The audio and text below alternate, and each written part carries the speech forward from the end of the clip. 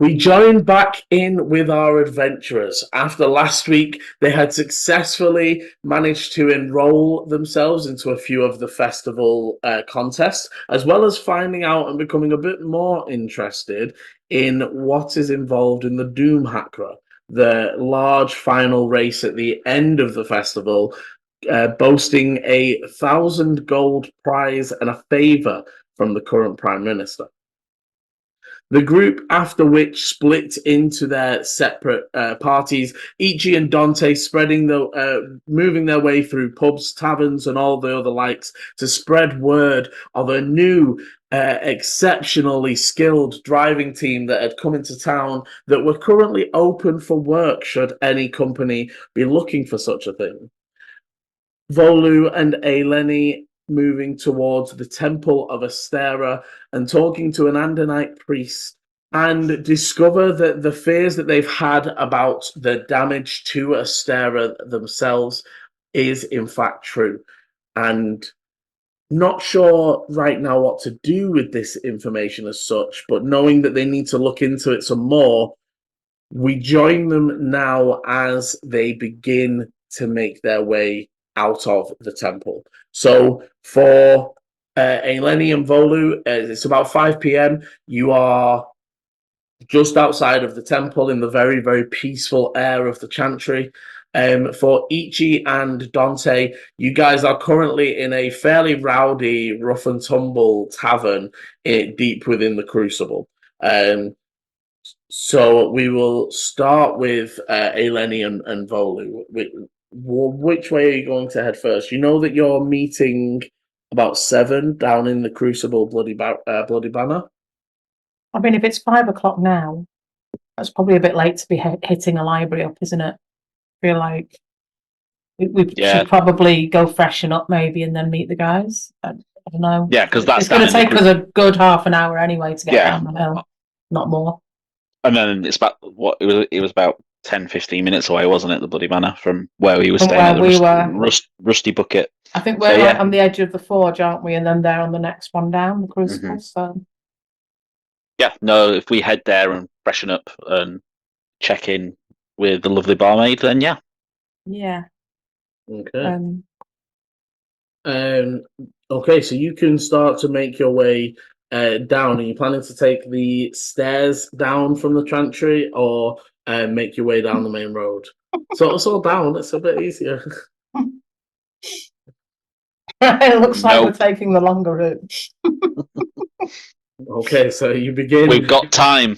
You begin taking the longer but nicer walk down into the Mythic Ward.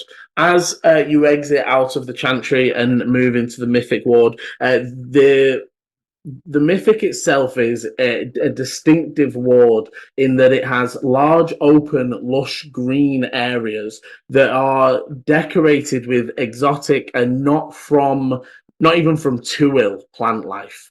As you begin to move deeper into the ward, you can see that a lot of the buildings, while they're still this uniform grey stone, they seem to show personality through adornings. So you see that some of them, whether that be crafted or magical, as you pass by, some of them have floating, like not lights, but almost like decorations that float out the front of their house around the doors and such.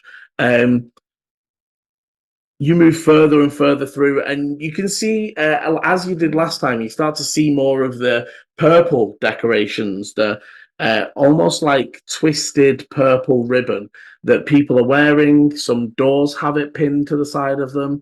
I'd say that for Eleni, you would know-ish that it is one of the factions. I'll leave it up to you whether you know which, whether you think you've ever been interested enough to take interest in the two factions. Probably not. You know it's political, but you don't know. You know, like you usually this sort of stuff appears around rallies. Her only interest in political stuff is if she thought that there was crime syndicate influence. She's not really caring who wins or loses. It's more about could that be something that's being influenced, or there's underhand dealings, or So I don't know if she cares particularly about which party is which and what they stand for, or any of that sort of stuff. And as you start to make your way through, you can see you enter that large open area that has the two older looking buildings that aren't actually older, but they've just been built in that more grand standing feel that you know to be the scriptorium and the library. Continuing past, there isn't a lot going on around this time. There are people going about their business. You do see actually around this time, two of the cloud engine vehicles. What are they called? Aether Stream. The Aether Stream vehicles, but there's a specific the cloud. It's cloud. It's not the cloud engines, but there's a cloud something. I thought it was like cinder smoke. Cinder smoke is the other one. So I've just got cloud engine or cinder smoke. Okay, so anyway, you haven't seen this specific vehicle before. It looks to be very similar to the one that the rich people were using to head up into the Zenith, but a much larger one. And it currently seems to be filled with young student-looking, range of races and all sorts, but they seem to be in their 13s, 14s, 15s, and it just seems to be slowly moving through the city. You would sort of, as you're moving, you would see it drop off a few of the kids that move off towards some buildings on the side. It is essentially a school bus. Okay. Cool. And would be able to continue your way further down. It is going to take you a little bit of time. It's probably added. You're probably talking 40 minutes to get down to your place. Yeah. Getting ready and then whatever else. So I'm going to pause on you there as you leave the Mythic Ward and move into the Forge Ward and get a bit closer to your location. And I'll jump over to Ichi and Dante that are currently in a tavern called the Paying Corpse. It's a lovely, lovely establishment. Your feet don't stick to the floor at all. Dante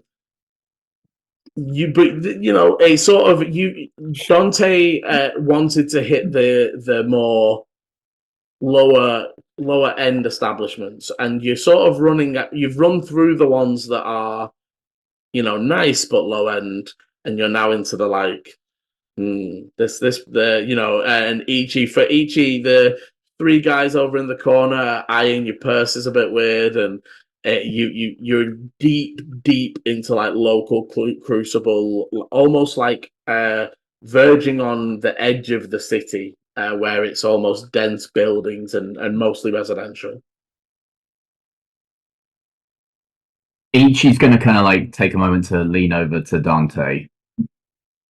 Remind me, because I'm assuming the answer is yes. I'm guessing Dante/Chris is the one who wanted us to come to the lower end areas and be like, let's get our name out to the okay, cool. Although to be clear, he wasn't saying that it was us. He was saying he'd heard of this mythical group. You're saying he's not actually saying we're that group. He's he's saying that we should come here to spread the word. They have said that they're known to be staying at the Bloody Banner. Are we doing? He's sort of saying that's how ourselves currently. Well, I don't think so. Not that he said so. At the minute, he's just sort of saying that you two are staying at the Bloody Banner. You've run into this amazing team that are also staying at the inn. They've said they're looking for work. Doing them a favor, putting the word out, sort of thing. Or even, however it's twisted it. It's been going quite well. People have been generally quite receptive to it. And it.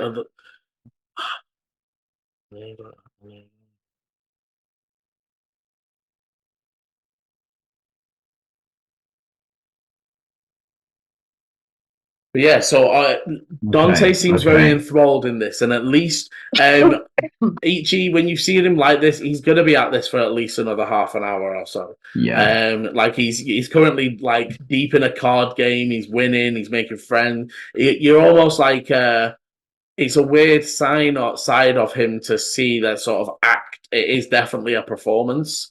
Yeah.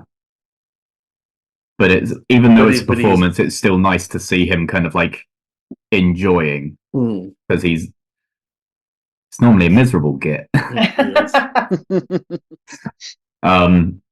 H's is kind of going to be looking around and then gonna like lean in, tap Dante on the shoulder. Are you fine if I leave you here for a moment? I want to see if there's something else I can do. Yeah. Well, what time are we meeting at the 7? About 2 hours or so, I'd say. Yeah, I can meet you down that way. Wonderful. Look after yourself. Yeah. And I'll kind of like squeeze him on the shoulder, like, look after yourself. Mm-hmm. And then each will get up and leave the establishment. Can I head to one of the more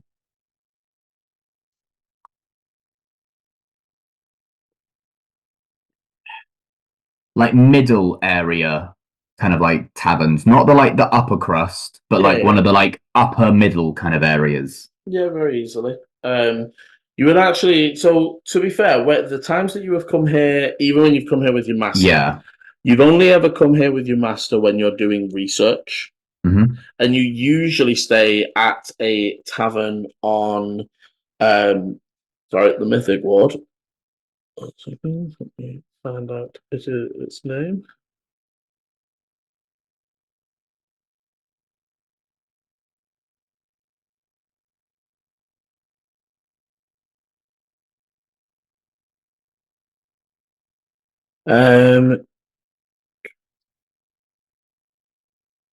It is.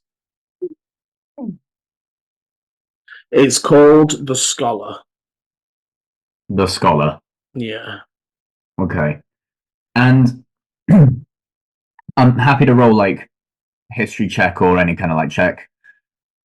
Have I, upon my few times that I've come into this city with my master and been around here, have I known of any, or have I at least heard tale of almost like an engineering family or some kind of like, again, depends which way you go. So give me a history. Well, the main thing I'm looking for is anyone like that has a younger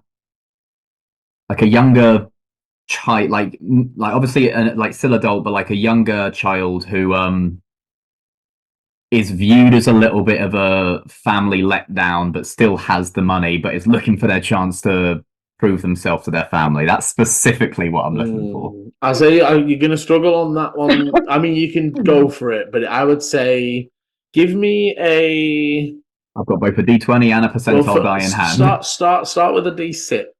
D6. Oh, curveball to me, Liam. Yeah, I wasn't prepped for this one. Come here. Yeah. Middle of the road, 3. Okay, so you haven't been in the city directly for 3 years.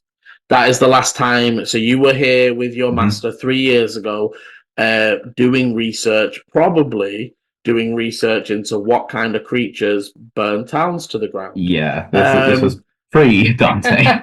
Yeah, and it will have been like your first outing, and part of that teaching was, we make use of the knowledge of the areas, we go to the local libraries, etc., etc., etc. You now can make me a history. History. Not bad. No modifier. 16. Okay, so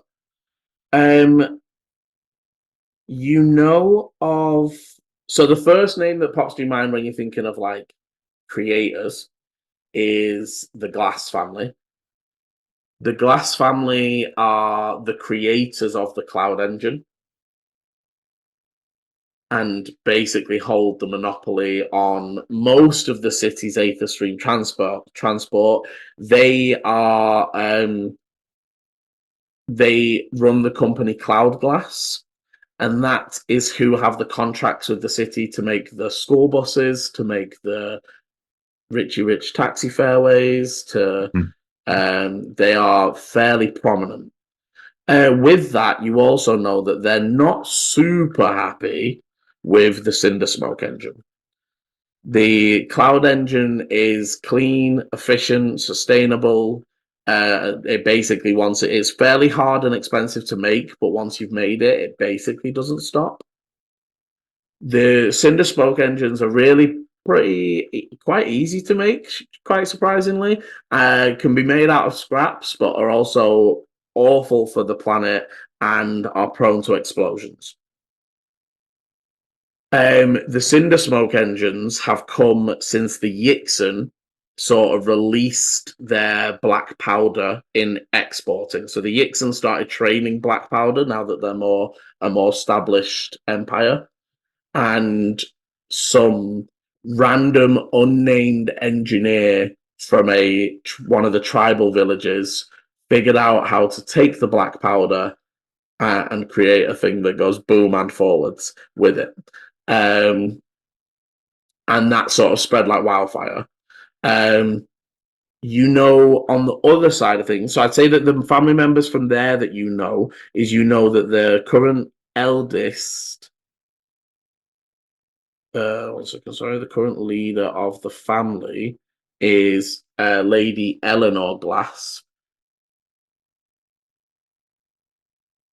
And you know that you don't know the younger brother's name because he's not in the public eye, but you know that they have a younger brother that pretty much focuses on the tech side, creation side of things.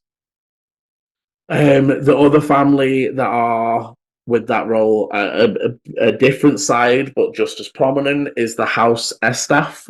That's Estaf. Yep. They are all focused around the actual crafting side of things. So they came to prominence because their ancestor created the first workers' guild. So it started as a miners' guild, and then as the city grew, they developed it into it became miners and workers, and then it became the Workers' Guild. And they basically oversee crafting in the city. If somebody underpays a craftsman, they are who will turn up to make sure that it's paid properly. And you know that their current leader is Guildmaster Claudia Estaf. And there is Corvus Estaf, who so Claudia tends to deal with the political stuff, and Corvus is actual work safety, and they're the ones they actually work very closely with the Glass family to sort of make equipment and tools that will make the job safer. Such as the other contract that the Glass family have, which is the platforms that you've seen. The floating platforms that can carry boxes and carry stuff tied down to them. The miners use that for hauling the crystals and all those sorts of things. Those are the two, with it being how long you've been in the city, you wouldn't know like the new up and coming one, but like those are the two that have been around since the last time you were in the city, and you've seen evidence that they're still around. Even on your way down here, you saw some Cloud Glass vehicles toting around the city. Do I know, just like, even if it was just like a quick glance, a possible like uniform or like logo that the either like the Glass family have? You would know with that role. So you know that you don't know where House Estaf is. what district of the city they live in. You know that their symbol is a stylized pickaxe. It's like a pickaxe and a shovel crossed beneath a single sturdy oak tree. Mm-hmm.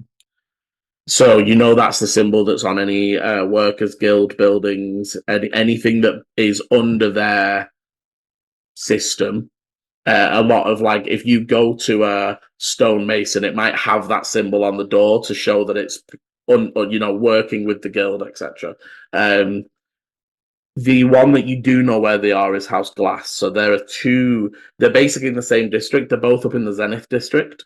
Mm-hmm. Their main estate is up in the Zenith district, but also the Cloud Glass facilities are also up there. Their offices, their labs and such. That's all up there.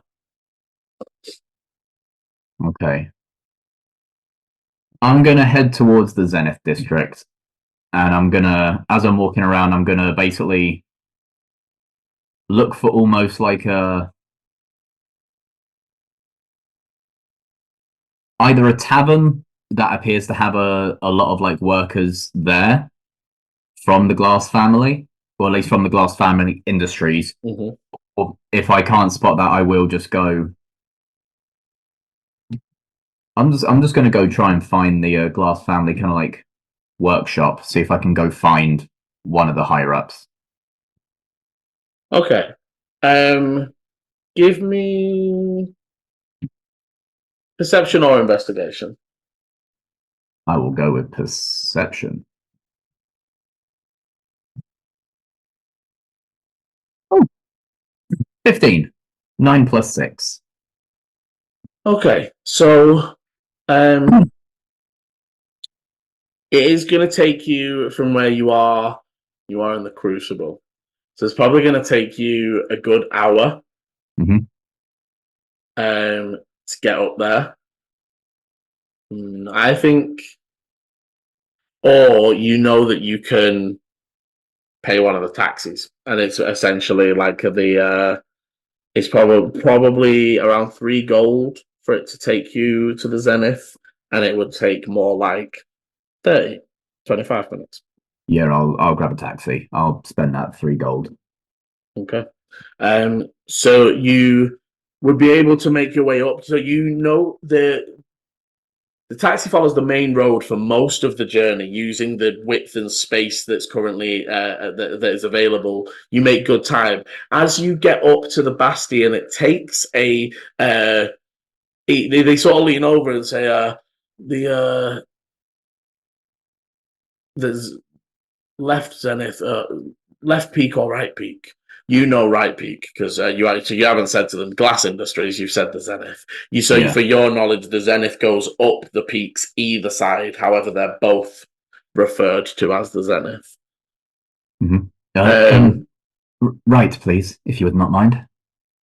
Not a problem at all. They turn the vehicle, and for each, you've been on Aether Stream vehicles before, but you've been on the ones pulled by horse and carriage. This the experience of riding it, you are just floating. There is literally no bumps or movement. If you look around and out the back, there's the soft plume of cloud. It almost looks like if you look down, you can't see the road, and that's what's sort of given these engines their name. But it is a very comfortable, easy journey as you make your way up. Once you arrive at the Zenith and exit, you take a look around, and with your 15, it's going to take you maybe about 10 minutes to look around. The Glass Industries is just huge. You know exactly where that is. It's not hard. And the reason you know that where House Glass is because the last time you were in the city, your master helped them with a situation. Very similar in the sort of, if you imagine, witchery style. Often, some of the scientific and arcane people mess with something they shouldn't have messed with. Yeah. And they might call a watcher to help them rein that mess in. So you have actually been to the House Glass estate, but you were like, don't speak, they're very important, I'll do all Yeah. the talking. And it was something minor around steam methods. And it was just dealt with.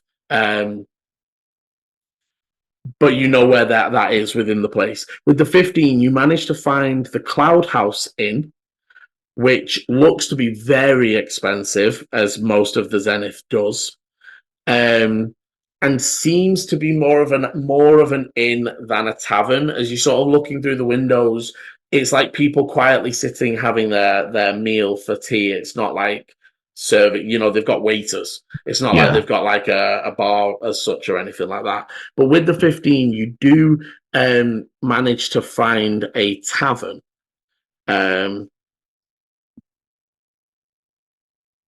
Known as the Ale Stream Tavern.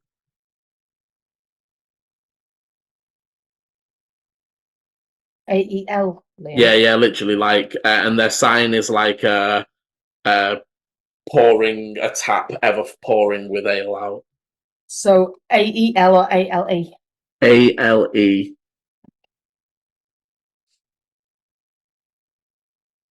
And as you sort of look into there, it's not like, oh, they're definitely glass workers, but there's a lot of people dressed in the similar robe. And it looks to be like they're like clean sheet robes rather than, like it's almost like all one gown, if that makes sense. And there are a number of those people within the tavern. This still looks to be an expensive-ish tavern. However, also is that weird thing of, and you would know this, you probably have experienced this less, but within the Zenith, there are still the workers that they get good pay for working for House Glass, but they still need to live near, or maybe they're just here having a drink with their friends before they head down to wherever it is they can afford to live. But it's sort of, you imagine this tavern is lower, on the lowest end of class that the Zenith allows to sort of bridge that gap for those workers that might be in and around, and also bring in quite a lot of business. But yeah, as you would you want to head into there, or would you want to head up to a facility as such? I'll head up to the main facility first.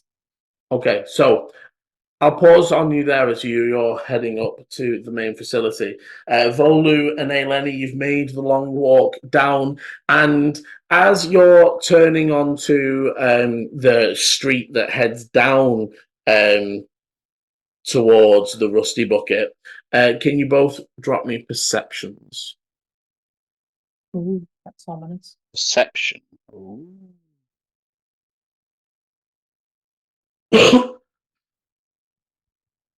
Oh, hang on a minute. It's being a pain. Dirty 20. Does help if I actually log into Roll20, doesn't it?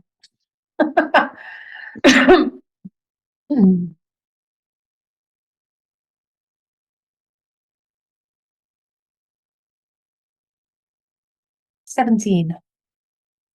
Okay, so you turn onto the road, and first of all, the road is very empty, except for 3 figures that are stood in the center of the road, and currently they are looking up and down. They don't seem to have seen you. They said they have seen you, but they're not noting you yet, if that makes sense.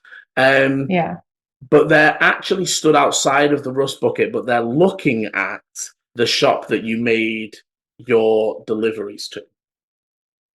Okay. And how far away are we from them? So you are maybe about 40, 45 foot. That's where the street turns in. So you sort of turn that corner. If you imagine that you're at the corner of a building, you're walking on the pavement, and then 45 into the middle of the road is the 3 guys, or the 3 figures. They are hooded. They are purposefully covering their features. You would notice Eleni with Volu with the 20.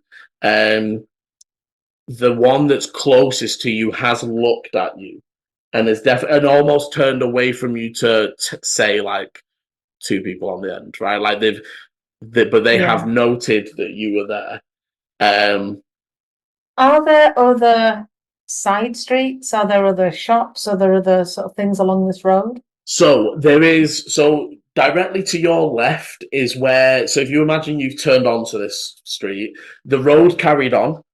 Yeah. Straight past the end of this road, but if you walk down this road, it's like a block before the next.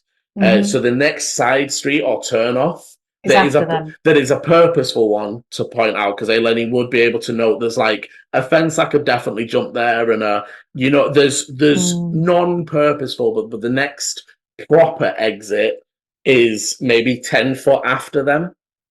But are there other shops that are still open, like other places that we could walk into? They don't. The only open thing on the street looks to be the Rusty Bucket. That even notes, and Volu, again, you are the only one that picks this up, the shop they're staring at is closed.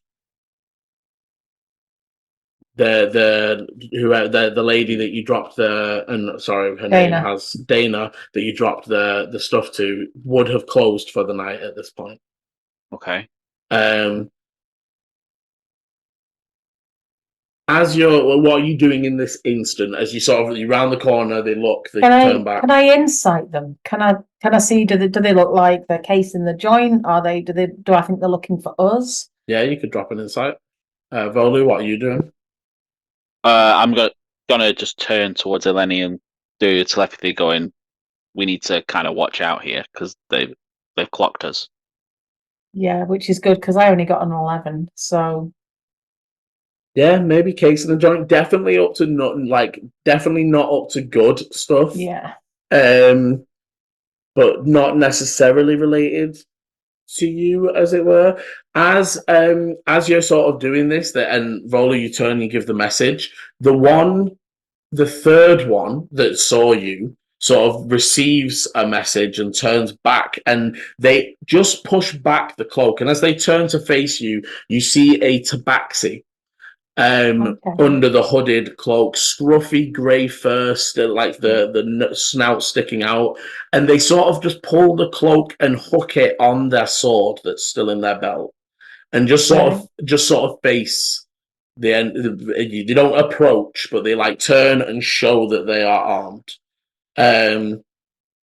I think I would just carry on walking towards them nonchalantly, like I'm going to the pub. That's where I'm going. Yeah, it's not our issue. Nothing to do with us. I'll give you kind of a double look, but then follow suit. You start to move, maybe crossing the road and showing that you're not going down that side of the street. Yeah. As you make your way about 10 foot towards them, sort of crossing the road and making your way towards the furthest window of Dana's shop, and a potion bottle or one of the ointment bottles like smashes on the street. The tabaxi for a second looks around, but also keeps an eye back on you. And you sort of someone's thrown a potion out of the shop. Out of the shop, and you hear muffled voices, like from inside of the shop. Oh. See, and seeing that, the tabaxi's hand rests on the weapon, but they will sort of step, allowing you to the pub, but they sort of back to the shop, but they're keeping their front to you, but they're stepping to show, like, if you're just going that way, go that way. Can we see any effects of the potion that was thrown? You know that she wasn't a potion person like that. It was very much herbal remedies. The cream that was in that thing is like spilled out over the floor. Question, Liam. Mm-hmm. So I know I can go invisible, and we know that anything that I'm wearing or carrying on my person becomes invisible as well. I think we worked out that carrying a person doesn't count, does it? No. So even if I'm covered in with my coat or something like that. Okay, because I'm big and my coat's I'm oversized. Thinking you're big and he's small. So and what I'm going to say, too big for me. So what I'm going to say is normally, because this is this will be the trade-off. Normally, you can lift Volu with no impediment to your movement. Yeah. Because it's just he's so light, it's easy to lift But him up. also, I can lift things as if I'm exactly.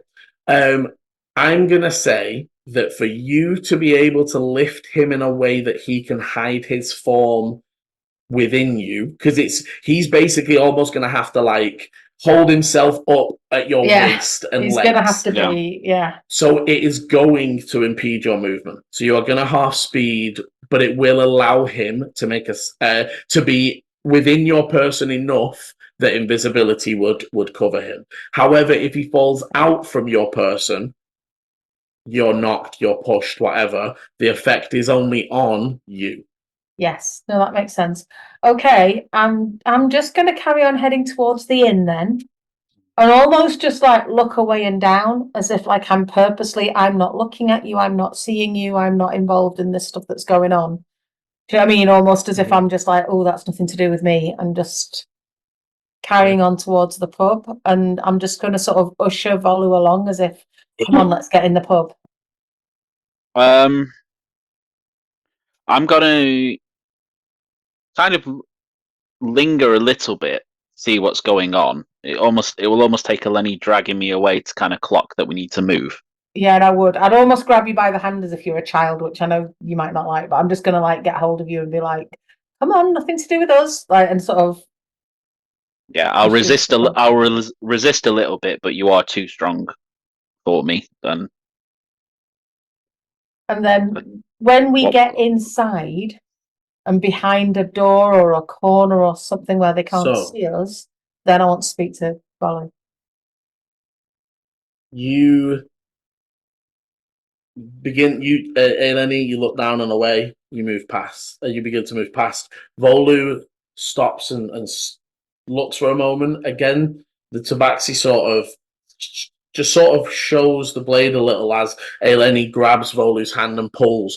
The middle figure turns and glances over, and you see a almost like just the glimpse of a yellow eye staring back at you over the shoulder.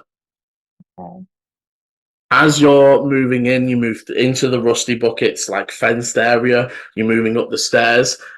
The voice says, hold on a second, you two. Who says? It's just a voice from behind you. Okay. Okay. It is up to you whether you stop or whether you go in. You are at the door. So are we at the door or on the stairs? So like you've got up the stairs, you'll go like hand on the hand, like moving to open the door, right? And from behind you, a voice says, "Hang on a second." Are we inside the building or outside, Liam? I'm just trying to picture this. Outside the building. You're at the So front steps door of are the outside. building. Oh, I see. So there's steps up to the front door. Yeah. There's like little steps up to the front door. Oh, okay. And you're about to enter the tavern, which also, as you're getting closer to it, it is quiet here. There's none of the normal noises from within inside the tavern that. So I would stop, but I would only turn to the side and not look at them, and almost just like acknowledge by turning my head, but I'm still looking down. So, well, you might be able to help us, maybe. Looking for a halfling by the name of Volu. That wouldn't be your friend there, would it? Looks awfully similar, is all. 1 second. As they sort of turn and face you fully, they brush back the hood, and you see a red tiefling skin, the yellow eyes piercing, one full twisted horn to the right, on the left side. The right side is cut, and not in a clean, nice way. It is jaggedly, as if it was ripped off at one of the twists. So tiefling with one horn. Okay. Red tiefling, twisted horn, which is the left one. If it were to be, if it, I know there's only one, but if it were to be two, it would be on the left or the right. My brain's gone. I think I Doesn't just matter. said on the. I think I did just say the left side is full and the Yeah, right side is snapped. Okay. I'm gonna sort of. It's still not really looking. I'm just gonna say there are lots of halflings in this place. My friend is not called Volu. He's called Clovis. So are you saying anything, or what are you doing in this moment? Like, because you are being pulled. And you're being I sort would of say dragged away. I would be like almost in front of him. I'm like again like as if you had a small child with you. I've still got hold of his hand and I've sort of turned, but just like no mate, you got the wrong person. I would reach into my cloak a little bit and put one hand on my mace. So I'm going to say, so you reach down to reach into your cloak. You're not wearing your cloak right now, buddy. I am. I didn't give it away, did I not? I thought you did put it down. Or were you going to come back? No, I kept hold of Yeah. it. I wanted to keep it for as long as possible. Okay, yeah, okay. Yeah. In which case, you are still wearing it. So you And reach he is down. behind me. Yeah. You reach down and hand goes to the mace. Make me a deception check, Eleni.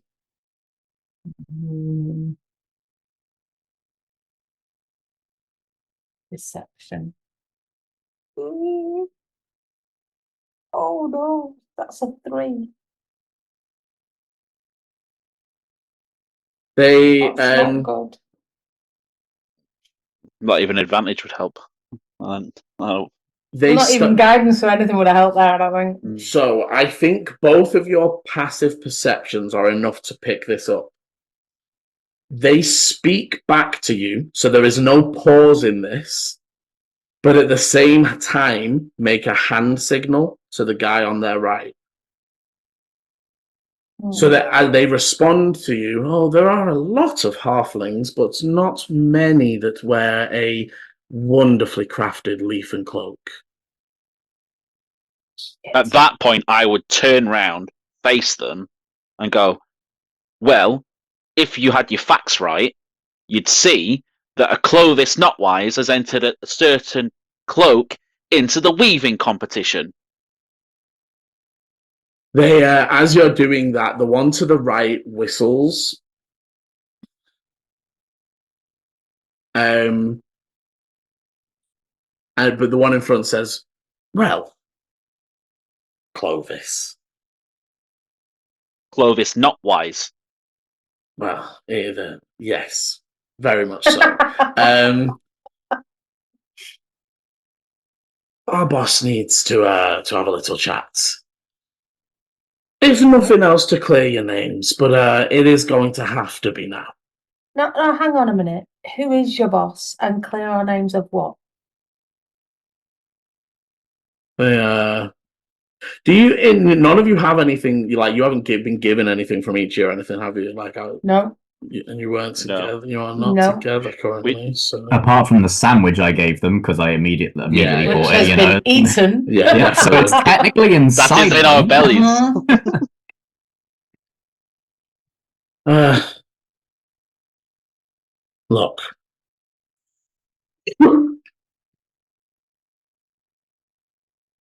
We're pretty sure your name. Look, if some of our halflings sold you a cloak or something, then we still need to clear that up because that halfling stole something from our boss.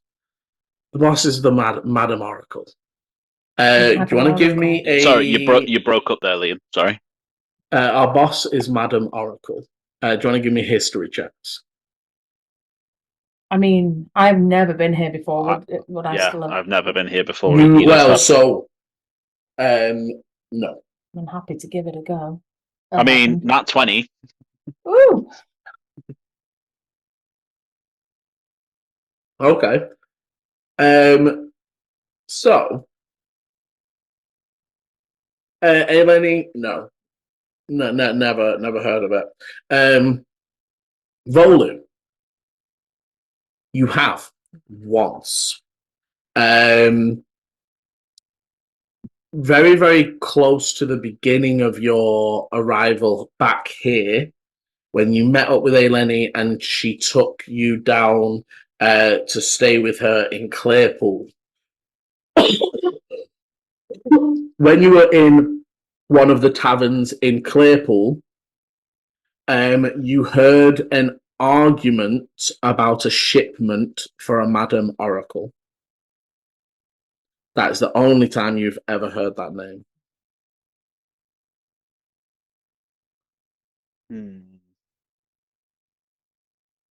Even as they say this, the guy to the left and right start spreading themselves a little bit. The tabaxi keeps hand on weapon and is moving to cover more of the left of the street. The one on the right you can see seems to be a half-orc, and they are brandishing a bow as they bring that into full and knock an arrow. So we've got a half-orc, a tiefling, and a tabaxi, and whoever's in the shop throwing potions around. Mm-hmm.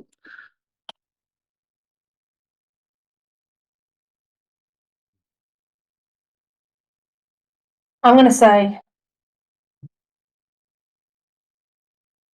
look, I think you've made a mistake. You're more than welcome to look through our possessions if you think that we've stolen something. I can assure you that we don't have anything that's stolen on our persons or in our rooms. If your boss wants to meet us, then let's make a proper appointment. We have business to attend ourselves tonight. I'm sorry, I've never heard of your boss. I'm sure she's never heard of me.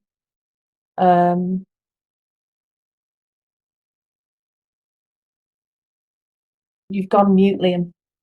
The tiefling steps forward, and you can definitely tell there's this air of diplomacy, but they're all still moving into positions. Yes, I know. And the tiefling says, well, I understand, but unfortunately, this name came up, and we have tracked this name to this lovely establishment. And as they're talking, the door of Dana's shop busts open, and a Goliath steps out, currently carrying Dana by the scruff of the neck. And she's like, "Oh, me, you brute!" And she's like, as she sees you two, she sort of, I'd say your passive insights would pick up that her eyes widen and are sort of like get the guard, strangers. I need help. But they're trying to like not give up. Like I would say that your insights are enough to pick up that these people have been asking Dana about you. Yeah. Yeah, and we didn't know about this at that point, so she definitely mentioned Volu. Yeah. Well, Dana's a clever cookie and knows a criminal when she sees one. And generally doesn't give up her clients, even when she can help it. We can assume that if she's spoken, she said the actual name, but whether she has or not, we don't know. Well, that right you would now. also know that her records would have your name on it because you were assigned like when you took the job on.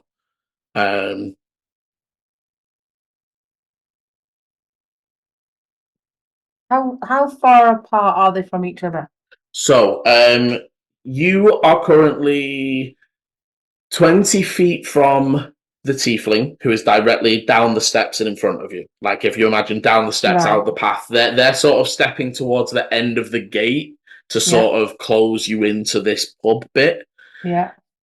15 foot to their left, also at the fence of the pub's perimeter, is the tabaxi. And 20 foot to the right, still in the road, is the half-orc archer. So they're all about 20 feet from each other. Roughly. The only one that's a bit different is 30 foot, because they're still stood at the door of Dana's shop, is the Goliath who's holding Dana. As you're sort of taking this in, and Eleni, I'd say for you, you've been in situations like this where it's closing in, and even every step, every moment you think the tiefling is taking a step, they're starting to put a hand on the gate. As this is happening, a call from down the street is like, "Oh, you thugs, get out of here! I've called the guard!" and there's no sign of movement right now, but there is a look from the tiefling to the other two, and you would hear them say, "We don't have time for this," and they nod. As that happens, there is a smash as Dana clatters a bottle of something into the face of the Goliath. Oh, wow.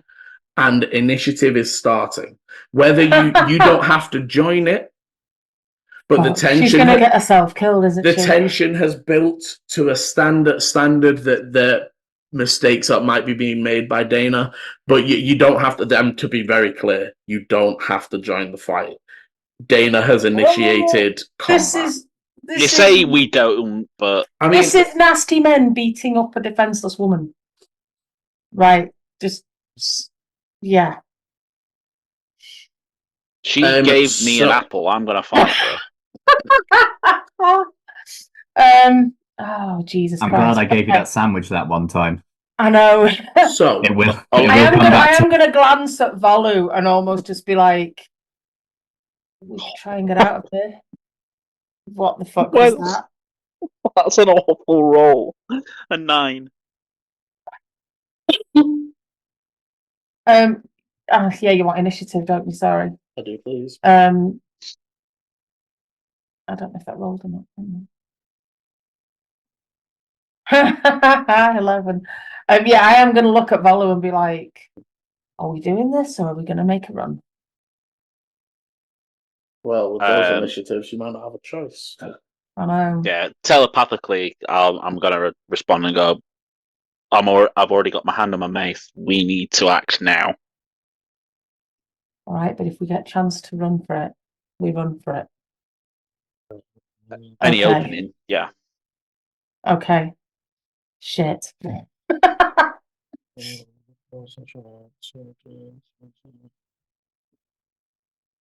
Are we in an enclosed staircase or?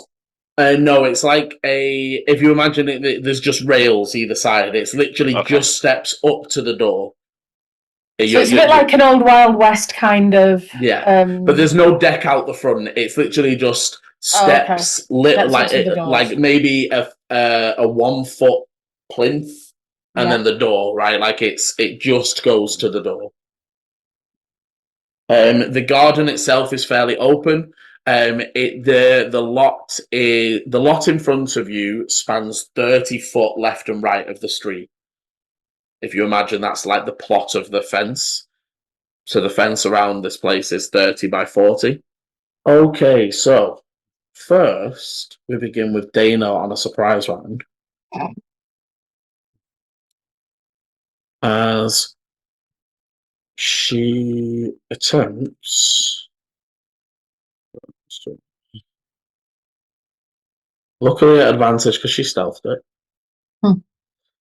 Okay, so the Goliath is not expecting it.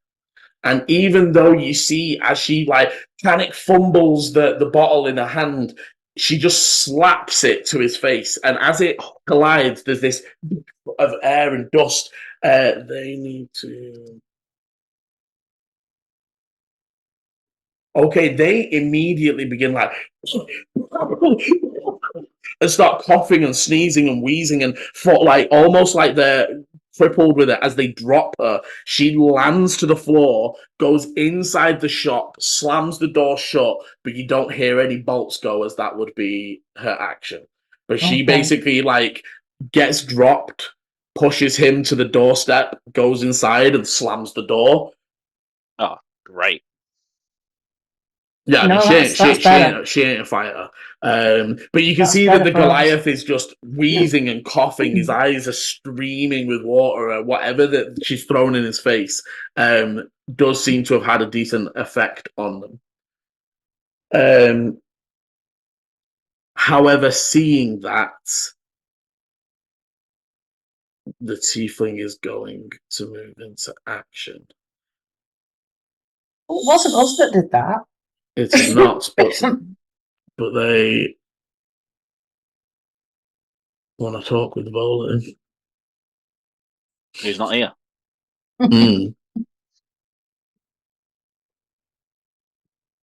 Okay, so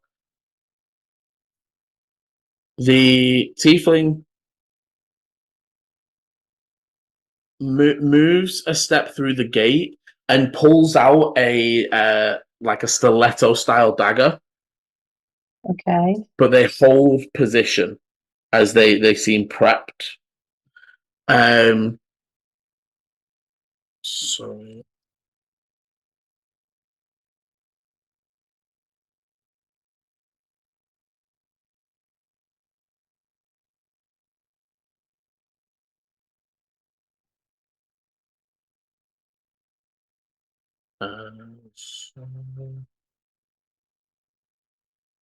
Okay, yes. So the Tabaxi to the left jumps the fence and moves straight up to Eleni's right as they draw their rapier-like sword and start thrusting towards you. As they do, they unfurl their cloak.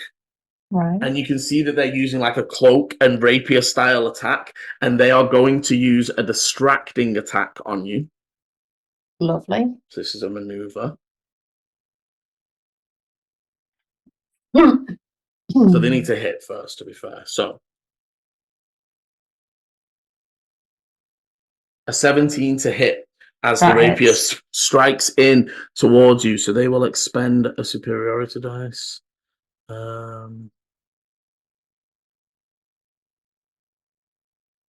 Wait, no, it's not the one I wanted.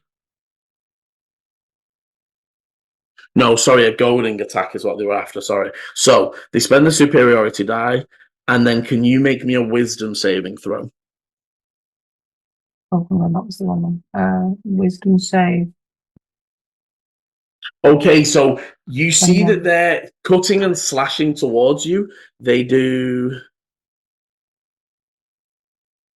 5 points of piercing damage as they stick the rapier through your shoulder. But Eleni, you can tell that the way they're attacking and sort of nipping at you, they're trying to hold your attention. They're trying to make you focus on them instead, as this one here moves 5, 10, 15 to the right side, kneels down, and seems to do something, but you can't see what they're doing. Okay. The Goliath just coughs and like trying to like wipe their eyes out, but they stumble. So they sort of like go to move into the door, but they are currently blind. So they like bounce off the door and sort of stumble back into the road a little bit. Okay. After which, Eleni. Damn.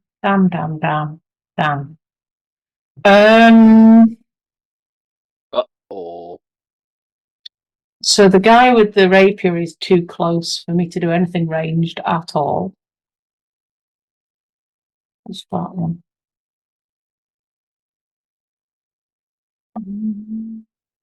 Okay, and I can't really run and leave volley.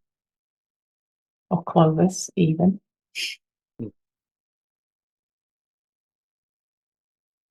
Okay. Oh.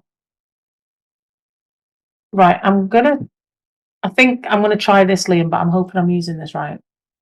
So I'm going to cast Zephyr Strike,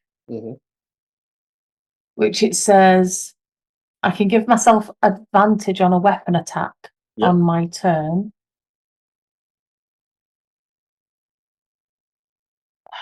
Okay, and I can do extra movement, can't I? So I'm basically dashing. Right. So I'm just gonna very quietly say to Volu, sorry about this, and I'm gonna cast Zephyr Strike. Let me cast it, and then it's used. I'm going to move sort of around this guy to here, then do the attack on him. Yep. And I'm going to attack him with my shit.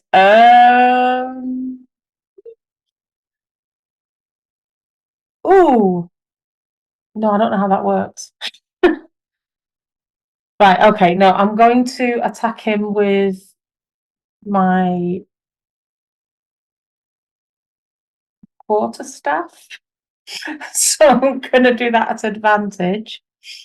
And Are you versatiling it as well, by the way? Are you two-handy attacking with it? yeah, I'm two-handing it if I hit him. I'm just Yeah. thinking if I've got advantage, I'm going to go with the quarterstaff because that Yeah, so potentially could it'll more be than it'll be a yeah. D8 with the versatile. So, oh, that's a 20. Okay, definitely hits. Okay, so that's a D8. Also, Oh, to remind you, rubbish. if you want to do anything additional with this attack, That was a 3, Liam. It rolled in D&D Beyond, but not on the thing for some reason. So 3 damage. so it's well. So and again, if you want to do anything extra on this attack, or if you're saving it for your second attack. Oh, I've got 2 attacks. Sorry. But also, like I said, so you remember that you can do Swarmkeeper stuff once a turn for free after any attack, after any Sorry. successful hit. No, I'm just Yeah. reminding you because we are. No, I'm glad you are. It's been a couple of weeks since we played. And we are new to these characters, so Yeah. we will get used to these. But so So, firstly, yeah, the I Zephyr think the Strike does an additional 8 5s because that's what that 5 is. Oh, right. Okay. So 8 points of damage from the actual hit against the back. And then, oh, so do I want them to? Right, I want it to move them. I want the swarm to just fly into his face. So he has to do a strength save or be moved. So yeah. So can you do a strength save? An 8, please? which I'm pretty sure is an 8 fails. So he has moved 15 feet. And I've lost my map. Nice. Where is he? Oh, bloody hell. So Sorry. I've lost my horizontally in the direction of your choice. Yeah. So what direction do you want to move them 15 foot? That's where I'm going. Right. Okay. So I want him to literally be shoved to the right 15 feet. This I'm way, sorry. Yeah. So away I'm from trying Volley. to create a gap. Okay, yeah. So that Volley could get around behind me. Okay, so you see Aileni swirl into this silvery motion. Almost all of her cloak and all of her items becoming a little bit spectral and almost a little moth-bitten as she swirls through, and as she comes through and strikes him with the quarterstaff, the moths burst out and lift him, throwing him over to the side. Volu, don't go yet. And then I have a second attack. By turns. Yeah, you do have a second attack, and you still have movement because your speed now increases. Yeah. So I will now step. So yeah, I've only gone 5, 10, 15. I'm going to step up to him now, and I'm just going to do a normal hit on him with the quarterstaff. Okay. He was taking the dodge action. That's why I didn't step towards you. Okay, so it's disadvantage on the attack. Oh, it's a 15 either way. Either way, you manage to hit him as you bring the staff through. And that's a 3. For some reason, my damage rolls aren't coming through to the roll 20, which is weird. But yeah, that was another 3. 3 to him. Okay. As you crack him across the face. Yeah. Anything else from Aileni? That was bonus and action, and I'm going to stand my ground. Okay. So, yeah, that's me, I think. Okay, after which, Volu? So I am going to use movement to go 25 feet, so 5, 10, 20, 25. It's put me behind the road for some reason. Yeah. You might have to put the road on the map layer. Yeah. Okay. And then how far away are they? 40 feet. Okay. I am then gonna go to the guy who was prepping something. Yeah, as you get to there, so they were ducked down behind the fence, and you can now see that they've currently got some sort of black, red rope wrapped sack, and they are currently bringing an arrow out as if they've just dipped the tip in it.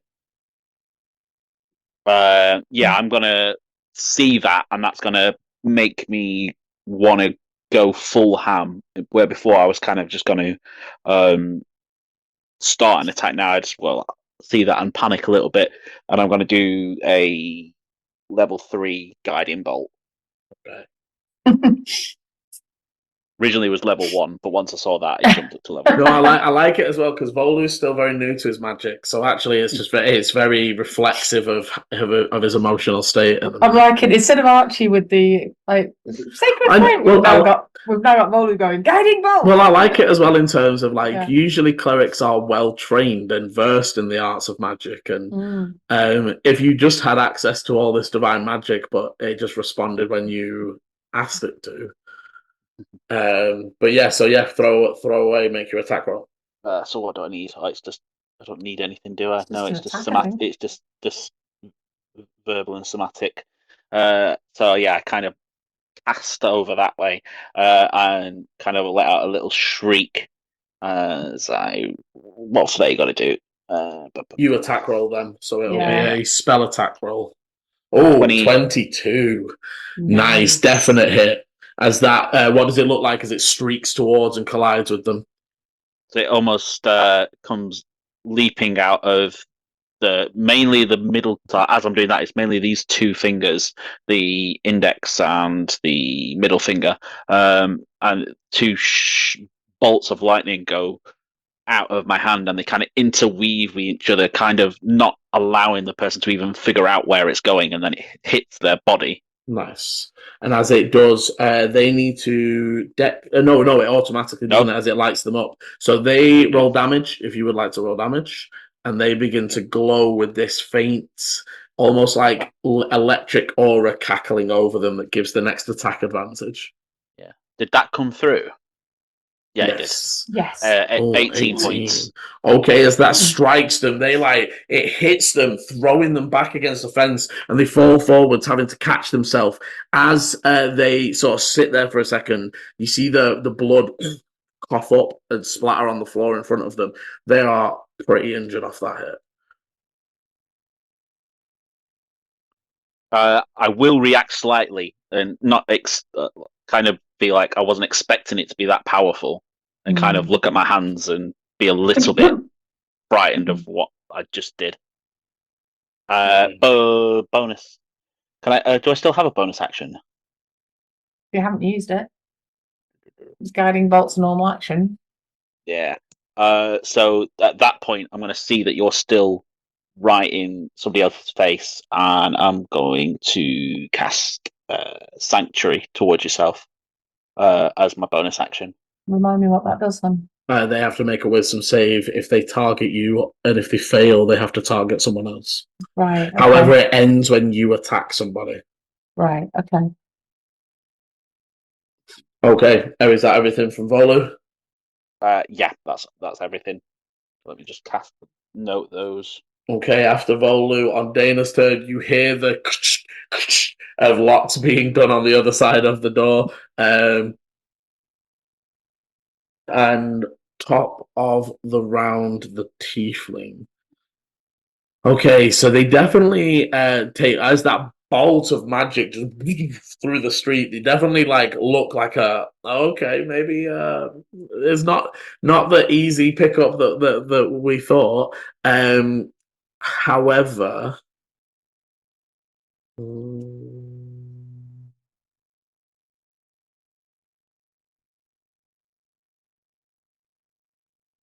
they okay, so yeah, they try to roll to between you. As again, they sort of move in front to the side of Eleni. As they do so, they say, Igor, 2 steps back. And you can see the blind horse he's just swinging wildly at the minute. And do we get a reaction for that movement? No, because he hasn't left any areas. He's still within range of us. When he leaves our range, we can opportunity attack him. Right. Okay. And they are actually going to attempt to shove Eleni back towards the pub.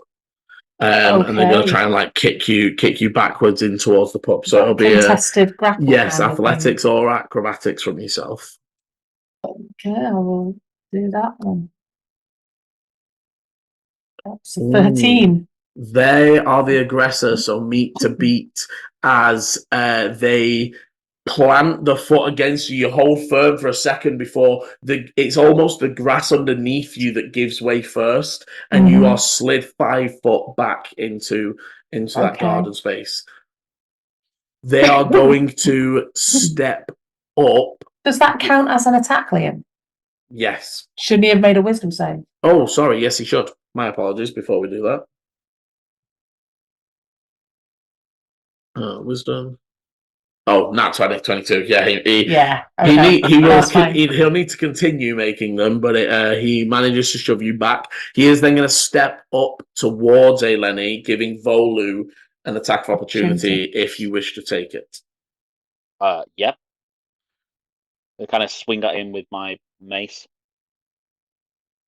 Okay. Oh, wait, I can't, will the mace even reach, actually? Wait, yeah, you can make a mace because he's just stepped out. Yeah. Okay.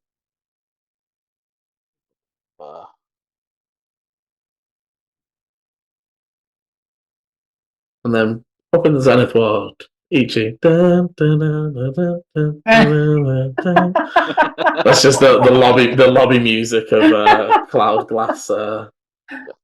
Very, very posh people sat around with cocktails and. Do you like another cup of tea, sir? And then back to Volu and Eleni. Yeah, I got a 19. Okay, that is a hit. Deal damage. Where's my damage on here? There we go.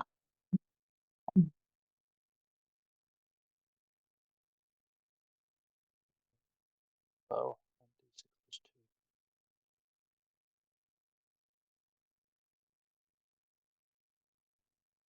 4 points of damage. Okay. You clatter them across the back of the leg as they're leaving that space, and they wince as they go. They make a motion at the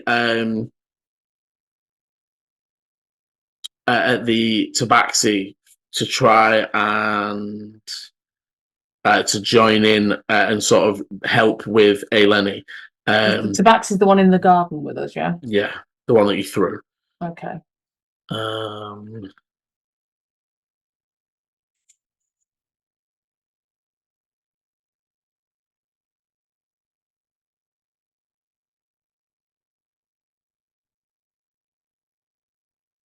Okay, yes. So they are going to move back up to Eleni, moving into flank. Yeah. They will then strike towards you with their rapier. Only a 9 to hit. Misses. Oh, wait, sorry. Advantage. 13. Misses. Okay, so he's still managing to duck in between the thrust and slashes of the attacks. However, now surrounded.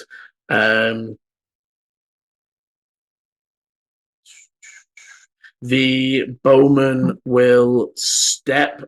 You see that they do start to move away. So they 5, 10, 15, 20, 25, 30 away from you before turning with their arrow nocked and loosing towards Volu. Oh, good. I think a 10, however, misses you. It does. As they knock a second and loose the final time for this turn. A 12, I still think misses you. Misses. Okay, the 2 arrows over your head. They then shoot out 2 distinct whistles and are looking like they're backing up away. The Goliath. Uh-oh. Clears the stuff. His eyes seem to clear a little bit, and turning around to see Volu, they just barrel towards you and bring a heavy fist down towards Volu. Is that what that 16 was for? No, the 16 was the con to be clear of the effect that was blinding him. All right, okay. I thought you were saying for the punch. No, the roll to hit is only an 8 as the first one. The second, they are going to try and grapple you. So athletics or acrobatics from Volu. Acrobatics. Oh, Oh, 9. wow. we rolled the same thing. Interestingly enough. Well, but no. So I'm slippery. No, you are slippery as that and You it's rolled still that one, Liam. No, I know the nat one is still busted. So the hands are trying to reach down, but you're slippery enough as it is, and the dust is still in their eyes. They're still giving, even though the cough has cleared, they're still giving like in between trying to like get hold of you, and you are able to evade any sort of hands on you. Lenny, your go. Okay, and Lenny is going to cast Ensnaring Strike because I believe that it just says weapon attack. It doesn't say it has to be ranged. That's good. So do I think the tiefling's the boss? Looks like the leader in any case. Right. So sorry, there's a moth in here as well. If I start waving paper around, it's because I'm killing moths. So yeah, I'm going to cast Ensnaring Strike, and I'm going to try and hit the tiefling. Okay. So let's do that again. Which is only a 6. The first one, they duck under that first swing. Oh, damn, and only a 9 on the second Okay, and one. as you bring it back down again, they're deflecting away from you. So Ensnaring Strike is on until the next time you hit with the weapon. Yes, or until your concentration drops. But that's rather irritating. That's my action and my bonus action.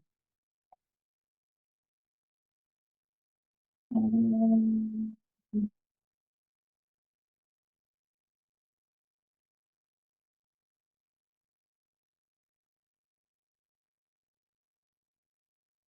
going to stop there. Okay. Okay. Volu. There's a large Goliath trying to grab hold of you. Arrows flying towards you, and Eleni currently fighting off the Tabaxi and the Tiefling. I would say your passives can notice there are people appearing on the street, and I think in the distance you would be able to hear the whistle of guard whistles. Okay.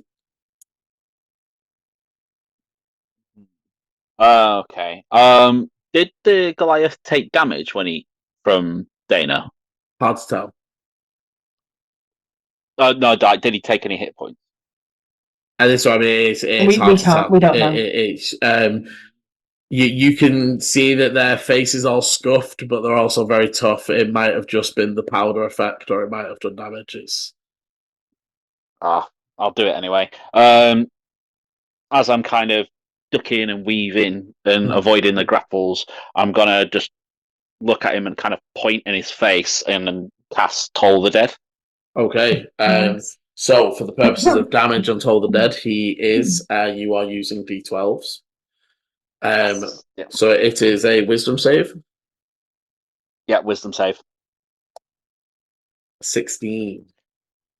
Yeah, that's enough. Okay, so unfortunately, you ring off the bell, but they run it away and keep trying to get hold of. You've still got bonus and movement. Okay, bonus. I don't think I can do anything bonus wise. No, not really. So at that point, when I've missed, I'm just kind of trying, kind of like skid away and move 10 feet. Okay, they are going to try and grapple you as their attack of opportunity. Mm-hmm. So do it me another athletics or acrobatics.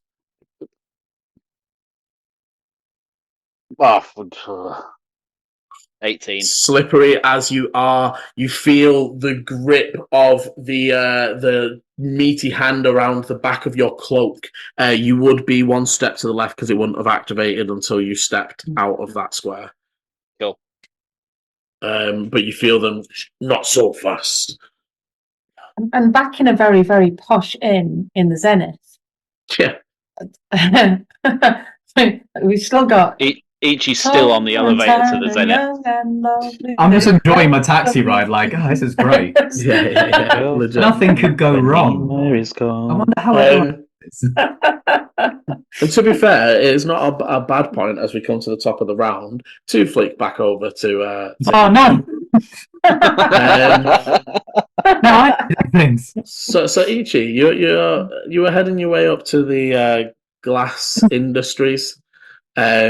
You make your way up the winding roads of the Zenith before reaching the very, very large estate and buildings that belong to the glass industries, cloud glass industries. You can very clearly see that there is so there's a walled off area, which is the labs and stuff, and it looks very high security, and they've got their own guards patrolling and all that sort of stuff. But there is a very clear building that is for office purposes, business purposes, that you can just walk into and talk to members of the business about certain things.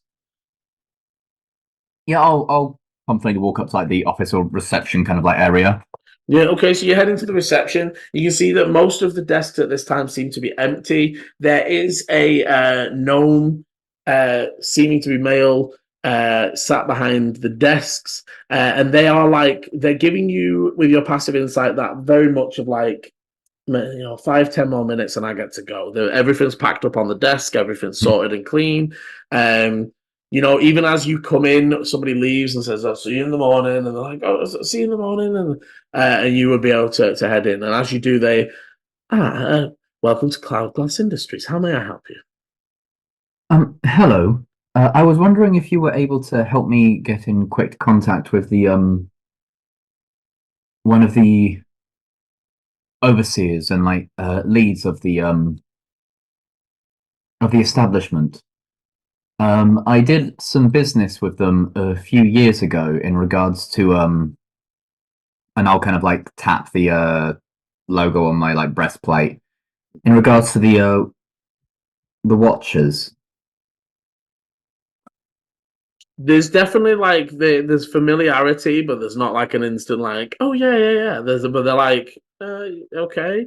They were well, I mean, if they will see you at their estate, to make a business meeting as such, you would have to submit a request form, which I can happily get for you. But you understand that the Lady Glass is very busy during business hours, and usually there is a long list to see them, but they do produce a form.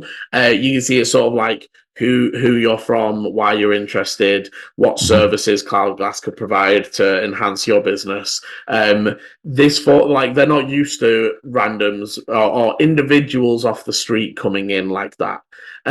They do so, however, if you're looking to buy something for a more personal model, you would have to see Archibald tomorrow. That is our lead sales person. They handle all of the individual's requirements. Wonderful. This was more to do with a general check-in after some previous events as to what happened with the last time that they required my services. I was with my master then, and since it is now just me, I would like to do I'm checking in on those businesses in which we have helped previously. So this is more of a previous business follow-up.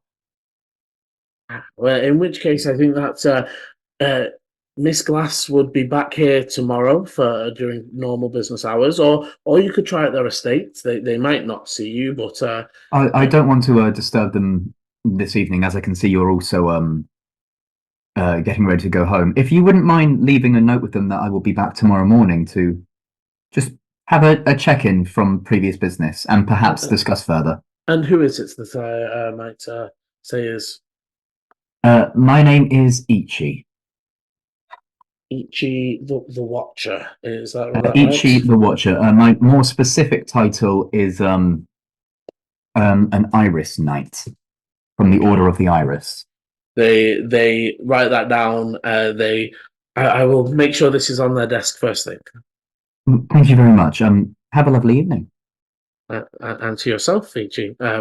They again, they're not hurrying you out, but they're sort of like watching you go and smiling. As soon as I kind of like stop and kind of like have that moment of like pausing, and then I'll be like, I do the very British thing of the when someone opens the door of like the jog to the and lead yourself back out onto the streets of the Zenith. And then I'll start making my way back to the tavern. Give me a perception.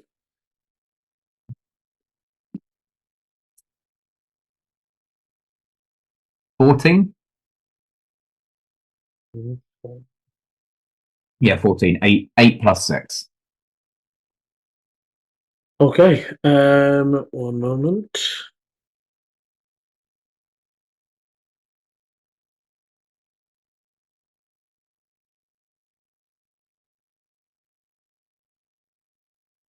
Okay, so you as you're sort of leaving and heading away from the main compound, over to the right, deep within the compound itself, you notice there's almost like a plume of the white steam you can't see what it's coming out of, but you can see the plume that's coming out of it before it sputters and then just nothing, and it's too dark to see what, but there's almost all of a sudden, and there's no massive explosion or noise from it, there was just this plume of white smoke, and then it just sort of putters out and stops. Does it look like it's coming from an open area, or It seems to be, but also it seems to be within the buildings, so almost maybe an open courtyard in the middle of the buildings, maybe. Yeah, but like would probably be in a restricted area to get to. Oh yeah, like you it's well within the fenced area. Okay, cool. I will make a mental note of that, and by that I mean a typed note right here. Yeah. Smoke seen within the complex. And I would say steam. I would say note steam because it is steam, not definitively smoke. it's definitively similar to the cloud glass vehicles. Cool. Each will look at that. Get out a little notepad, write that down, close it. Well, I guess I'll see you tomorrow. And we'll just start, making their way back to the tavern, assuming all is well. Dante's having some good gambling. Are you? Who knows what's going on with with the other two? But probably good fun. You know, they're enjoying the company, having a great time. Nothing could be going wrong. Yeah, for sure. Yeah. Are you planning to take a leisurely stroll down, or are you going to taxi down again? You've got time either way. You're not because your taxi up saved you enough time. I'll take another taxi down. Ichi kind of like enjoyed the experience. So I was like, yeah, I'll pay another 3 gold. Well, 3-4 gold because I'm guessing it's a little bit further. I don't know. No, because you were further than the Crucible previously, so it would it's actually 2 gold, 6 silver to get back 2 to gold, the Bloody 6 Banner. silver. Wonderful. I'll pass that to the driver and enjoy another little journey. Okay. Steps back in. Music hits off. Yeah. And just exactly that, Lenny, as the tiefling in front of you, sort of seeing that the Goliath has hold of the Volu, or what they believe to be Volu.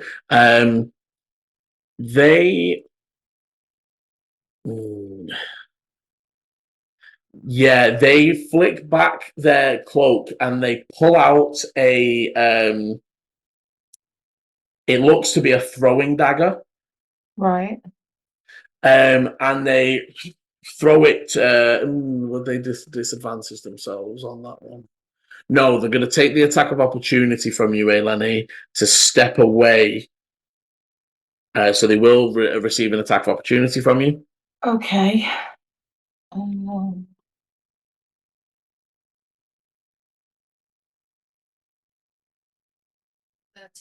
13 just misses as they duck under the swing and loose one of the throwing daggers towards Volu.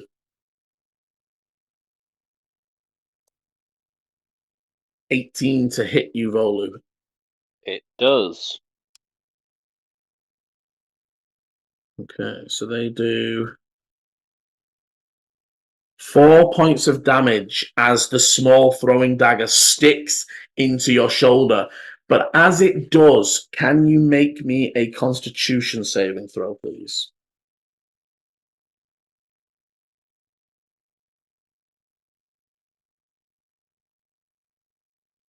Six. Oh, Volu.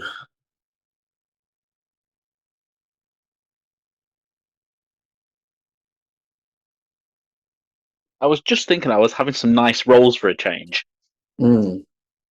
And then, yeah. Okay, so you feel the dagger stick in, and like you can feel the Goliath tugging at your cloak. But as you go to as it sort of knocks you and you go to take a step, you just stumble, and you feel drunk. And as you sort of start to step up again, you fade to black and pass out. For Eleni, you see this sort of stumble, and then Volu just eyes roll up and just into the arms of the Goliath.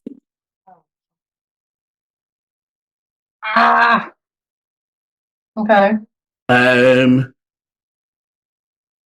The tiefling now will hand signal once more to the tabaxi, call down the street to the half orc, clear the street, and they are then going to say 5. They're going to 5. So that's 10, 15, 20, 25, 30 to there. The tabaxi next to you, Eleni, again, almost seeing this this moment,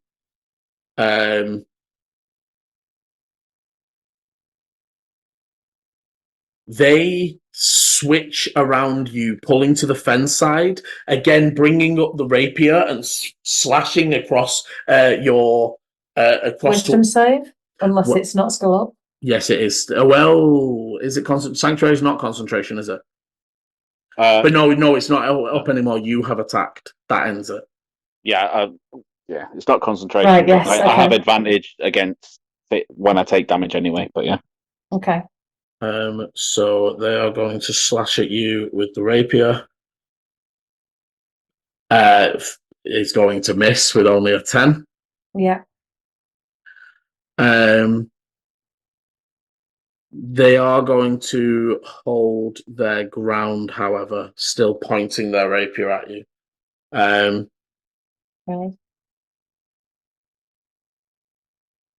The one down the street fishes into their back pocket, pulls out it's almost like an arrow wrapped. Okay. It seems to be wrapped oddly, loads it up and fires once down the street. Let me see if they actually shoot well, because they might mess it up. No. The arrow thunks into the middle of the street about here, and Elenia smoke starts to. Okay. So for Eleni's knowledge, so it fills immediately a 10-foot area. Right. but it is growing. They then turn and start running up this street and off the end of the map that way. Okay. The Goliath Who's now surrounded by smoke? scoops up Volu, but doesn't move. So the smoke is growing in front of the Goliath. You can see that they're clutching at Volu. The Tabaxi's sword is in your face. Tiefling is to the left. And he scooped Volu's in his arms. Volu's in one arm, like okay, almost like sagged. They're not like bundled. So I will still step into the smoke because I'm hoping that gives the guy disadvantage if he wants to opportunity attack me. Well, he doesn't even get the attack of opportunity because he can't see you. Yeah, so I will sort of step up towards, and then I'm going to smack the Goliath with my quarterstaff. Okay, so you're going to rush out and swing at the Goliath with the quarterstaff. 21. 21 to hit definitely hits him. Yes. So let me roll the damage from the quarterstaff, which is only a 3, but then I get the ensnaring strike stuff. And do you want an additional anything? Yeah, I might do. So hang on. So ensnaring strike is a save from me. 1d6. So hang on. So you have to do a strength saving throw or be restrained. Is he large or is he just normal? He's normal, but he got a 15. You needed a 15. Okay, so he's not restrained. So he's not restrained. So he doesn't take any extra damage. That's okay. No, so as you hit him with the quarterstaff, vines start to lash around him, but he just tears them away with a big meaty hand, just rips them off himself. That's fine. I'm then going to do the bonus action Zephyr Strike. Okay. I'm confused about what I've cast and what I haven't. Yeah, okay. Bonus action Zephyr Strike. Yeah, because you've not actually cast anything this turn. That ensnaring strike was cast previously. Yeah. And then I'm going to try and do. Oh, hang on a minute. Then I've got my swarm as well. Because I did hit him. Yeah. Don't forget to, if you wish to use your Let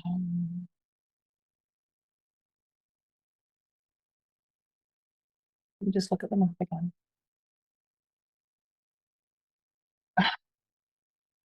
This is going to be a shit roll, but I'm just going to try and snatch Colin. Wait, don't forget, are you using your swarm extras at all?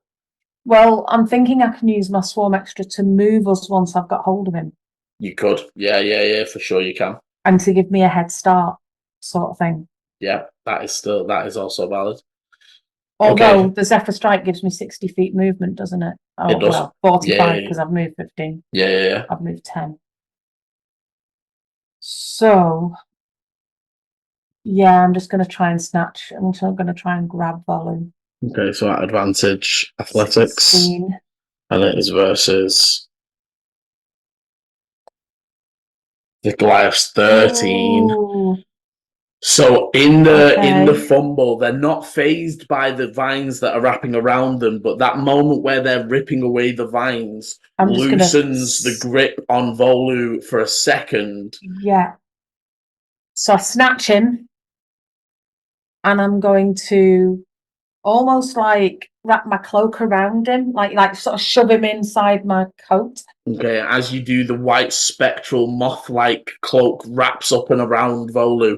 Yeah, and then I'm going to use it to move me 5 feet, so I can move to there, and then I'm going to do a full 50-foot dash, sort of that way. Hang on, where's my rule? Right, that way.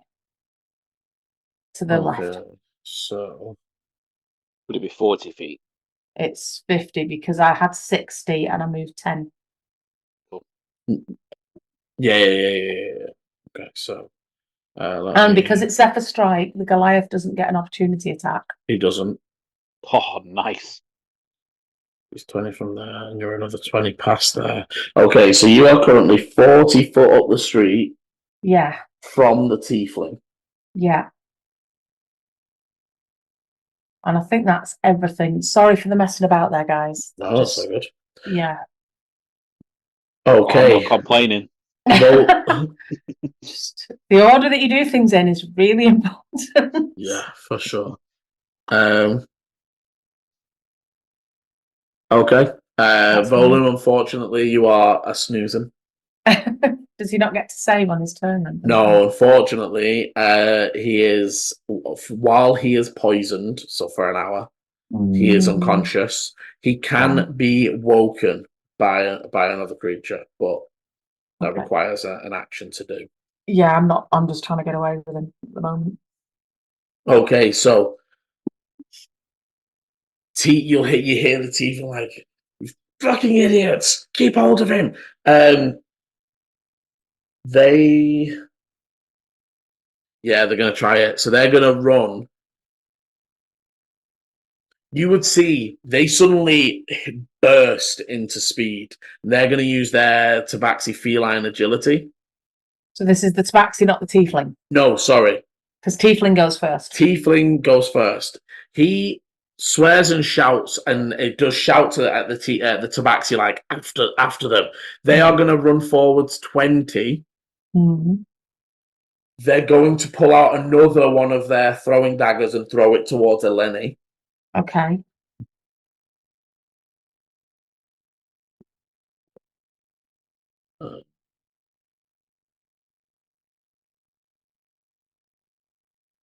That misses. And wow, your rolling's been terrible they're not as well been great. Today. As one of these almost like black shiny throwing daggers like buries itself in a post by where you've been running. However, with the rest of their movement, they dart right and take one of the fences that you had noted would lead into a back offshoot. The Tabaxi and the Goliath seem to give chase. Mm-hmm. The Tabaxi will use their feline agility. Super speed. Yep, so it allows them to double move, but for one movement. That will allow them, because it's 30 to the edge. Well, no, it's like 35 to the edge, and then you're 20 past the edge right now. Yeah. So you are 55 from them. So they rush up to the back of you. Mm-hmm. And they are going to once again attempt to strike Eleni with the rapier. With only a 10, you hear it up behind you, but again only whipping through cloak. The Goliath double moves to get level with you. Yeah. But that is all they can do. Okay. Hey, Lenny, back to you. So, also, just on our side one, each you make me a perception.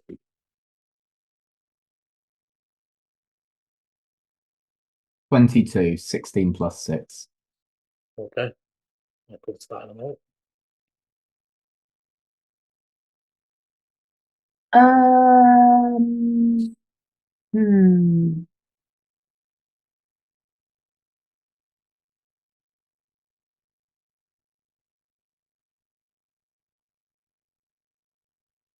So are they side by side? No, so if you imagine, so we'll use where we are on the map to sort of represent. Right. So Goliath is stood next to you, so south from you on the map, and the Tabaxi is behind me. Yeah. Okay. They weren't able to get into flanking because they're using all the movement to keep it. In which case, and the other guy's behind us, isn't he? The tiefling. So yeah, the other guy is gone. They seem to have run the other direction. No, the tiefling guy. The tiefling has disappeared behind a fence. So he basically, with his other movement, ran this way and jumped over a back fence and is now out of sight, seems to be moving. Right, in which case, I am going to hold. I'm going to wrap the coat even tighter around me. And I am going to bonus action hidden step and become invisible. Okay, so I'm going to say for the period to keep Volu invisible in that, you are going to be half speed. That's fine. Mm-hmm. Because then I am going to move and action move. Okay. And I'm basically, Liam, what I want to try and do is, and I'm going to sort of show you, like, I'm going to sort of go 1, 2, 3, 4, like say 20 feet outwards. Mm-hmm. And then once I'm clear of them, I almost want to come like 5, 6, 7, 8. And I don't know if there are side things down these streets down here, down these shops. So it won't let me double click. How do I ping now? Hold. Oh yeah, right. So hold, not double click. So yeah, are there sort of side alleys down this way? There is one just further up from you there, but you wouldn't be able to reach it. I'd say. So hang on. So let me count that again. So from here. Yeah, I'd say your nearest one is 5, this edge. 10, 15, 20, 25, 30. So I'll say, because it's fenced, I'll say it would be your movement to get to the fence, and then it will be your whole action to get you and Volu over the other side of the fence. That is fine. And can you give me a disadvantage stealth to attempt to do it? So actually, no, it's going to be a flat. I don't know if I would. I don't know if I would go over the fence, but I'm happy to make a stealth. So you can't get into the side street without going over. That's why I was. So this is it. It's not a normal pathway. It is a bit between two houses that is blocked off. Shit. Yeah, that's crap. That's a 9. It's okay. You get you and Volu into. So you're currently, if you imagine, like at Granny's house, the side bit down in between, like it's an enclosed area that you can only access from somebody's back garden, or if you scale that fence. So you do manage to make it over, but you would know that there was a bit of a as you drop down the other side. But I definitely tried to get away from their immediate range before I chose a direction. Yes, you went forwards. Well, to be fair, you go invisible in front of them, right? Like I go invisible right in front of them, but then I stepped you went away forwards and then chose a direction. So that in theory they can't feel the movement of the air. Okay, so Ichi, having a great time. This cloud taxi offered you spring water. It's chilled. The taxi driver has a little bit of arcane, and he's been talking away to you. You can only do little cantrips, and he's done a bit of ray of frost to chill your water to perfection. And just as you're taking, he sort of says to you like, "Oh, if you look out the right, you can see right into the Xanagath desert." You look out, and for a split second, as you if you imagine your taxi passes a side street that's not that thin, you can see Eleni holding Volu being chased by somebody down the street. But the taxi passes that street.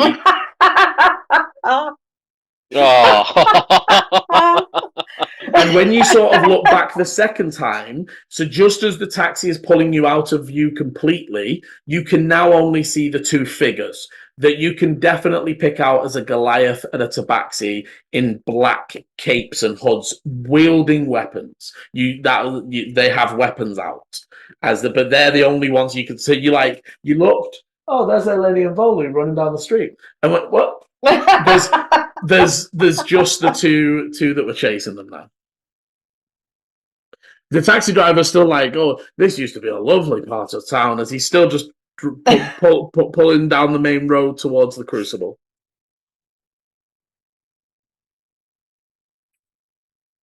Sorry, actually, would you be able to let me out here? I thought you were going to say, Ichi puts his feet up on the chair. Yeah. Leans forward.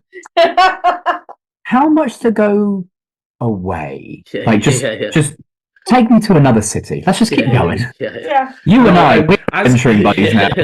as you say, like, can I get out? He's like, I mean, you can, but I can't give you back the fare. It's Oh no, do not worry. If anything, I was fully expecting for you to keep all of it, and I'll pass over like 6 silver as well, and that is for a tip as well, because this service has been phenomenal, and I will be certain to make sure I recommend this particular mode of transportation to anyone that I meet. You have been a wondrous journey companion. Thank you very much. So, to tell everyone, Clarence the driver. Clarence the driver, of course. It's locked. I've written a note. Clarence the driver. Bye. They just start tootling away. I leave the silver on the back seat. So you begin running, and it is like half a street back up because the vehicle kept going at the speed it was going at. As you begin running back up, as we come to their turn, so they. First of all, so one of them has the passive to hear your landing. Yeah. The other one doesn't. So on the first one's turn, they are going to try and perceive and sort of take a look around. Is the Tabaxi sort of like looking around like, shit, fucking disappeared. I hate magic. The Goliath sort of was like, calm down a second. And they're actually going to try and survival and look for footprints and bits of grass that are disturbed, and they start looking around for that sort of thing. Again, they're sort of milling around. Are you stopping on the other side of that fence, Eleni, or are you just... Well, it's not my go. Well, so we are sort of in a rough out of combat into combat. You can in their turn, you hear them milling around. They take a few steps. The Goliath takes a few steps in the direction of the sound and is scanning the grass. The Tabaxi's looking up this way, but as we come to your turn, there's no aha, right? So there's no. They've not found a trail. So what would you like to do? So I don't think Volu's dead though. Sorry. We hope. Go on, next turn. How did I do that? Oh, there we go. So I need relayering again. Yeah, you need to put the red on the map layer.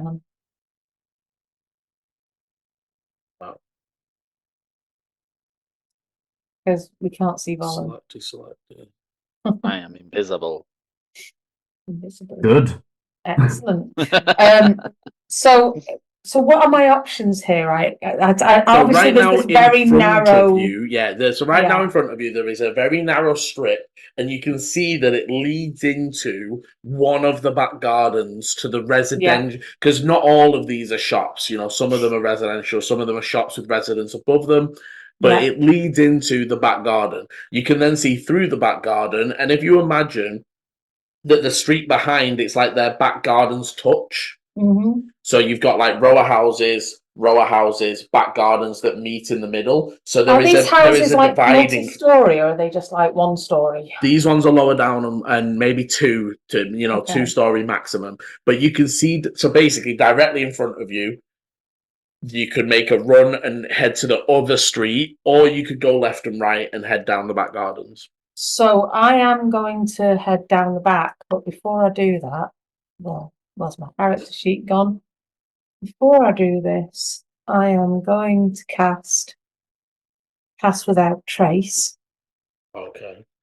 On me and Volu, even though he's unconscious. Yeah, that's an action. So I'm gonna cast that. Because that says I can't be tracked except by magical means. Yeah, you don't leave any normal traces behind, and you get a +10 to your stealth. Yeah, so I'm going to do that, and then I'm going to try and go down the back. So that's my action. So I can only move 15 if I'm still carrying volume. And no, so the half speed was only because you were trying to cover him in the invisibility. If you're just trying to carry him and stealth normally, then then stealthing is half speed. Because the invisibility would go when I cast the spell. Stealthing is half speed, so you can go 15 in super stealthy. So if I do my stealth, oh Jesus. It's a 17 because it's Oh, plus 10. okay, yeah, 17. And then, 5, 10, 15, just sort of further in down here. Okay, yeah, and you poke your head, and this does seem to be a residential building. You can see that the back garden's fairly well kept for, but there's sort of like seating areas, and it's more looks like somebody's back garden as opposed to a business. Anything that I can climb?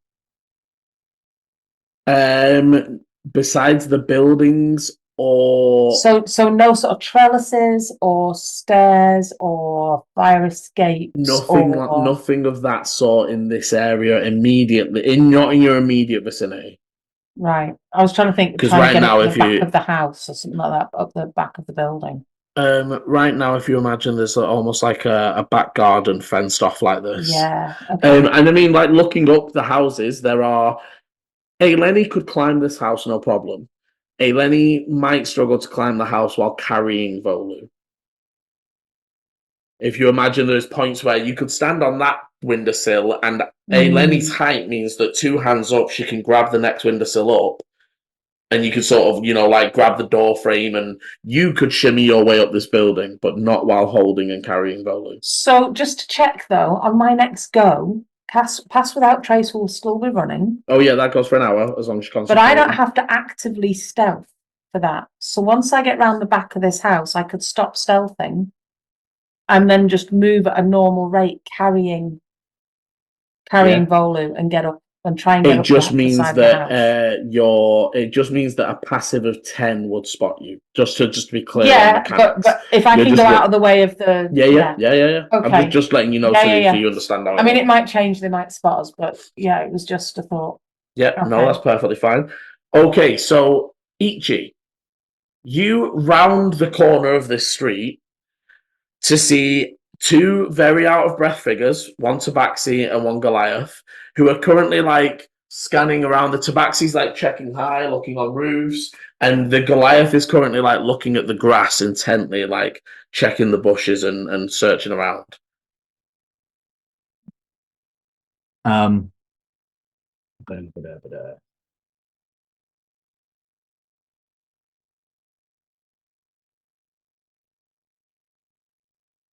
Is there anything about their like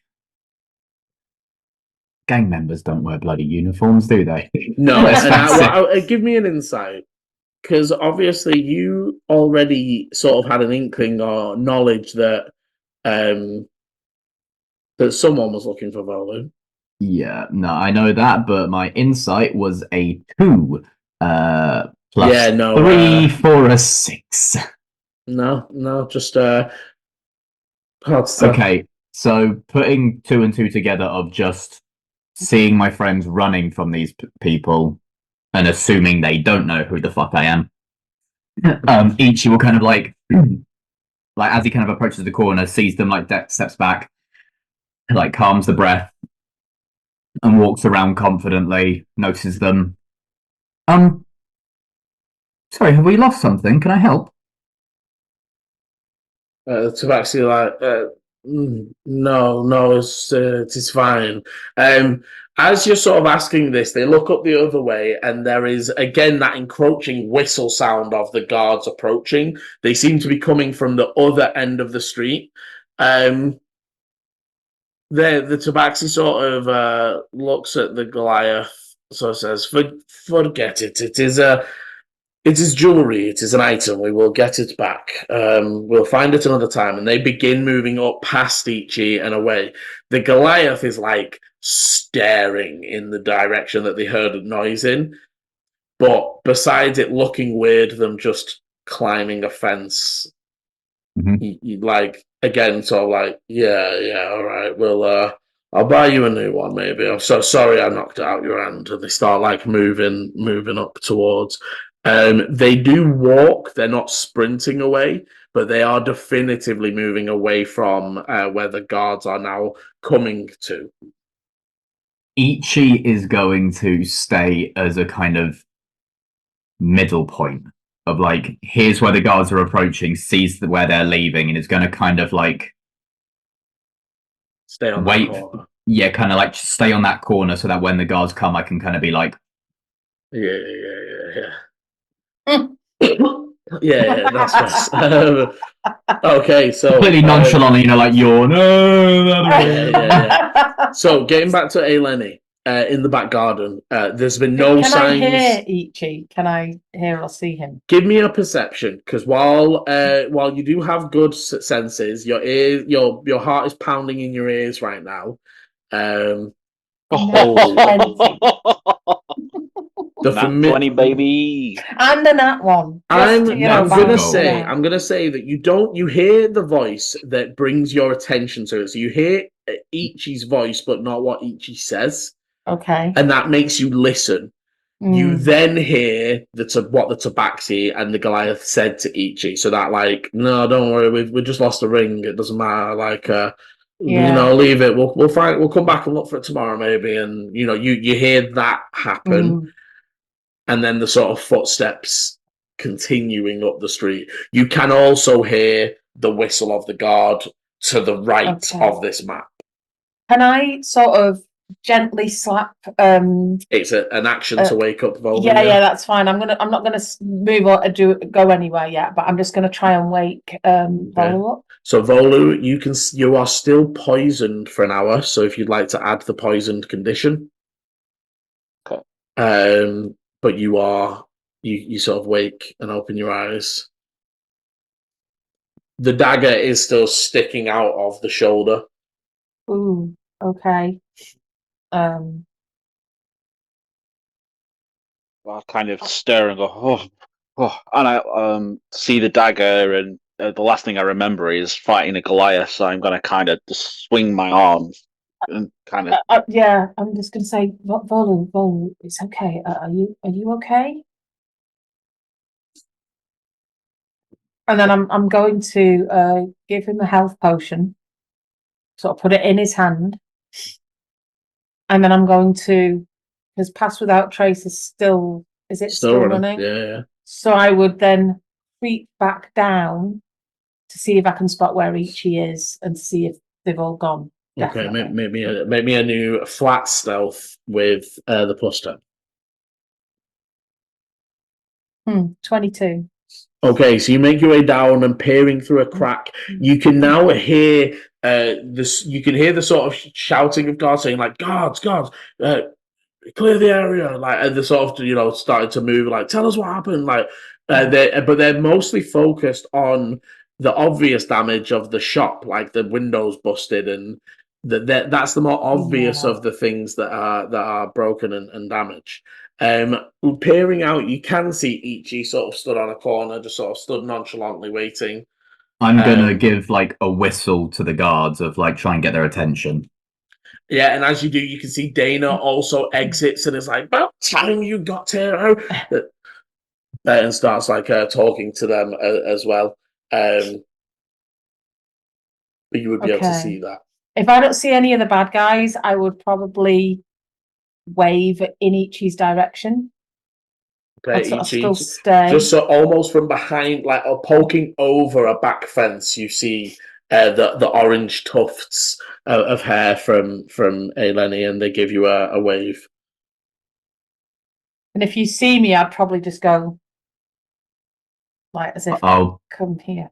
But and then I'll duck back down. Yeah. I'll pop like a hand up. As two guards start approaching and say, "Yes, sir. What can we help?" I witnessed two individuals after hearing all this commotion head that way. A Goliath and a Tabaxi. They seem to be. They played it off as looking for jewelry, but I believe they were trying to hurt some people. I just wanted to help out as much as I can. Okay. One of them does write it down. The other one sort of, one of them begins heading up that way. The other one sort of says, "Thank you for your help. They say he sort of shouts down like, let's hold up the street, Sergeant. Let's clear it up and check the area. You can see that one of the guards has already gone to the one of the daggers that missed you, that's like stuck in a post. Hey, Lenny, as well as you're looking at the dagger that's in Volu, it is not a standard make, not by any means magical or special, but it looks like somebody made this to be unique. It's the sort of so if you imagine a dagger without any sort of hilt, so it's just the metal straight down, but then it has almost like the stages of the moon, like hole punched into the handle. Oh, okay. So if you imagine the full moon is where you would put your finger through. So if you imagine it's actually similar to a kunai or whatever. Yes. There's the hole for the full moon is where the finger goes, but the design up the shaft is then the next moon phase, the next moon phase, the next moon phase. Right, okay. They're not magical, but it's definitely like either that person is a craftsman themselves or they requestedly made these. This is a special order. I would very carefully. I mean, I go back to Volu. I know he might not have taken the potion yet, but I'm going to very carefully remove the dagger. And I'm going to wrap it in something, Liam, just in case it's still got poison on the blade. So I'd be very careful about not touching it. And then, if he hadn't already taken the potion, I would make him take the potion. So I think I'd be in a bit of a that. dizzy state still, so you kind of need to force it down me. 2d4 plus 2. So that's 9 healing. Oh, thank you. The guards sort of leave you to it as they start begin looking over things and checking the area for any signs of anything else that they can find. I'll wander over to is it the other side of the wall that I saw them So it's basically, if you imagine that the space between two houses has been fenced off on this side so that you can only access it from the back, they've jumped that fence. Cool. I'll wander over to the fence and then I'll just lean against it, tilt my head towards it and just say, I'll meet you on the main road. Okay. And then Ichi will walk towards the main road where the alley they assume would open up. Okay. Volu, can you walk? I'm kind of at that point kind of clutching to my my amulet on my chest and kind of coming to a little bit and kind of look around and see the look in Eleni's face and be like, I can try. And then I'll get down and be a little bit weak, but stumble along. And then I would sort of head out to meet Ichi. Okay, you are able to meet up on the end of the street. By the time you sort of make your way down that way, there is another unit of guards down by the end. You could see that you'd be able to see that Dana's talking to 2 or 3. There's a bunch of different people from the tavern that were looking out of the windows and watching what was going on. And so they'd have seen me and Volu fighting. However, I would say that as you're passing and heading up, at least where they're up to right now, the stories are currently around how they originally turned up and kicked in Dana's shop door and so you gather that they had been there maybe 5 minutes, 10 minutes before you even arrived, and that already the street had, someone had already run to get the guards. Yeah, it just takes some time.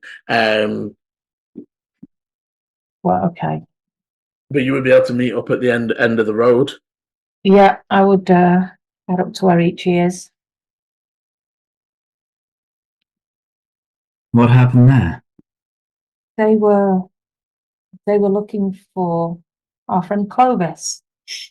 They were looking for them, or they were looking for someone else? They were looking for someone else, but they had the description of the cloak. Of course. And wanted us to go and see their boss.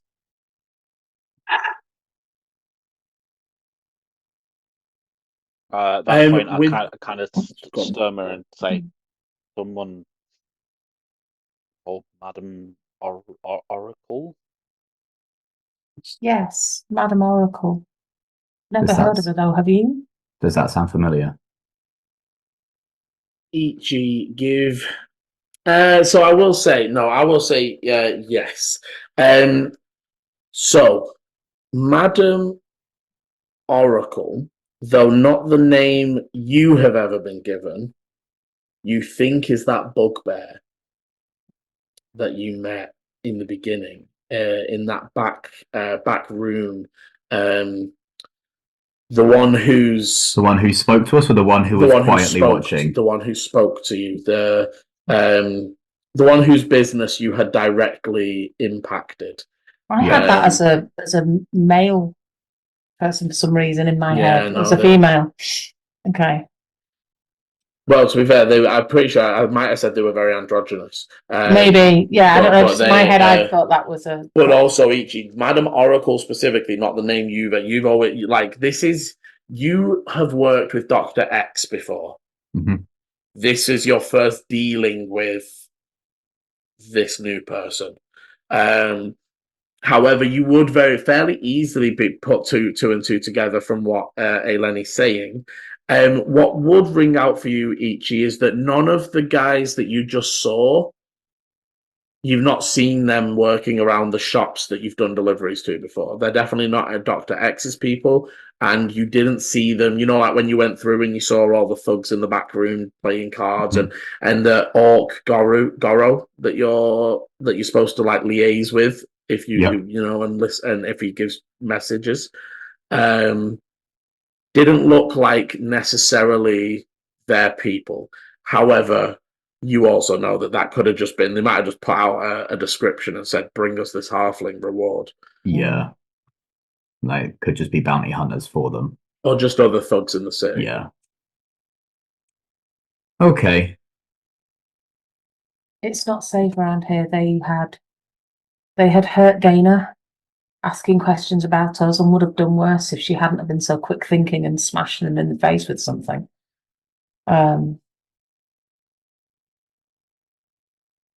I don't know if we can stay here now. Where's Dante? They're down in the Clip to a pub. Yeah, cheers. And then a time lapse, 10 minutes later, and Dante's in the corner crying because they've lost everything. Yeah. But the chaotic embers, they are rumored all over the place. Yeah. He's down in the Crucible, isn't he? He is still But currently down in the Crucible. Although, to be fair, you would imagine around it's now about he'll half probably be 6, leaving. he'll be leaving and heading towards the Bloody Banner to meet you lot. He should be on his way. Ichi. From the insights and general interactions, the bugbear you spoke to did not seem, while definitely going to take their own and not listening to what, like, they didn't seem fair in any means, but they weren't like, oh, you've lost something, you're dead, right? Like they were, you're going to pay it back somehow. Essentially, I'd say that there are two ways you would know from having dealt with people like this. There's two ways around it. We either leave the city immediately and disappear outside of their reach, or we go and talk to them in a controlled manner that we can control. I would have said to Ichi as well, actually, sorry, Matt, but I would have said to Ichi as well that he said that this Volu had stolen something, but also he said we needed to clear our names. Okay. Very similar interaction. I like just with more words, I suppose, thrown in when we had the interaction of because the item was in our possession and is no longer in our possession, and Volu's name is on the list. They are probably just trying to clear up that that I'm not just covering for this Volu individual. But these people have eyes and people everywhere, and it is very difficult to be off their list once you're on it, unless, of course, you get off of it favorably. We can either leave the city tonight and try and make as much progression as we can away, or we can go talk to them. We go and talk to them. I don't can like take bullies, Ichi. I know you don't like bullies, neither do I. I am happy to go and... I offered to go and speak to this whoever, but under our own terms. Well, let's make it our own terms then. Don't want to leave. The city? I don't want to leave yet. We found some things out, Ichi, that we need some time to think about, and we didn't get a chance to go to the library yet either. No, I haven't either. We need to know more. Maybe you need a disguise, Wally. And maybe you need to hand that cloak in earlier. Although you did tell them the name. You did say that it belonged to Clovis, not Wise, now. Regardless, they've seen your face. And if we do go and speak to them, which is probably the safer option, they will then be able to confirm whether or not you're going by Clovis. They will have a face and a new name to put to it. I mean, I can disguise myself, but I can't change you. That's okay. I feel like the issue with dealing with these individuals, the more deception we put on ourselves leads them to not trust us more. And unfortunately, anything that can cause aggravation towards these individuals are not favorable. I would recommend us going as we are. I don't want to go tonight, though. No. Well, I'd say as well, so thinking about this, Ichi, you have a contact. You could very easily send a message tonight and try and be like, we are coming in, we've got them, we're gonna come in, lay off the bounty or whatever it is. You could try and make that contact with Goro and try and agree that. And Ichi will. Ichi's not going to send a letter. Ichi's probably going to go themselves. Okay. Ichi will kind of I'll meet you back at the tavern, or maybe a little bit later than 7. Are you going to be safe on your own? I will. They already have me as a possible tool to be used. It'd be a shame if they were to blunt their own weapon. Thank you for turning up when you did. We managed to get out of sight, but if they'd have caught us, I think we'd have been in big trouble. I'm not going to stand by and let people bully my friends. Sorry, traveling companions. They don't want to jump the gun. At that point, I'll grab his hand and go, "Thank you, friend." Eleni just looks uncomfortable. And with that, we will end this week's session. Thank you very much for playing. As always, thank you very much for watching. If you're enjoying the new adventures of Astera, please hit that like and subscribe button so you know when the videos are coming out. Hit the notification bell. And as always, roll well. Bye. Bye.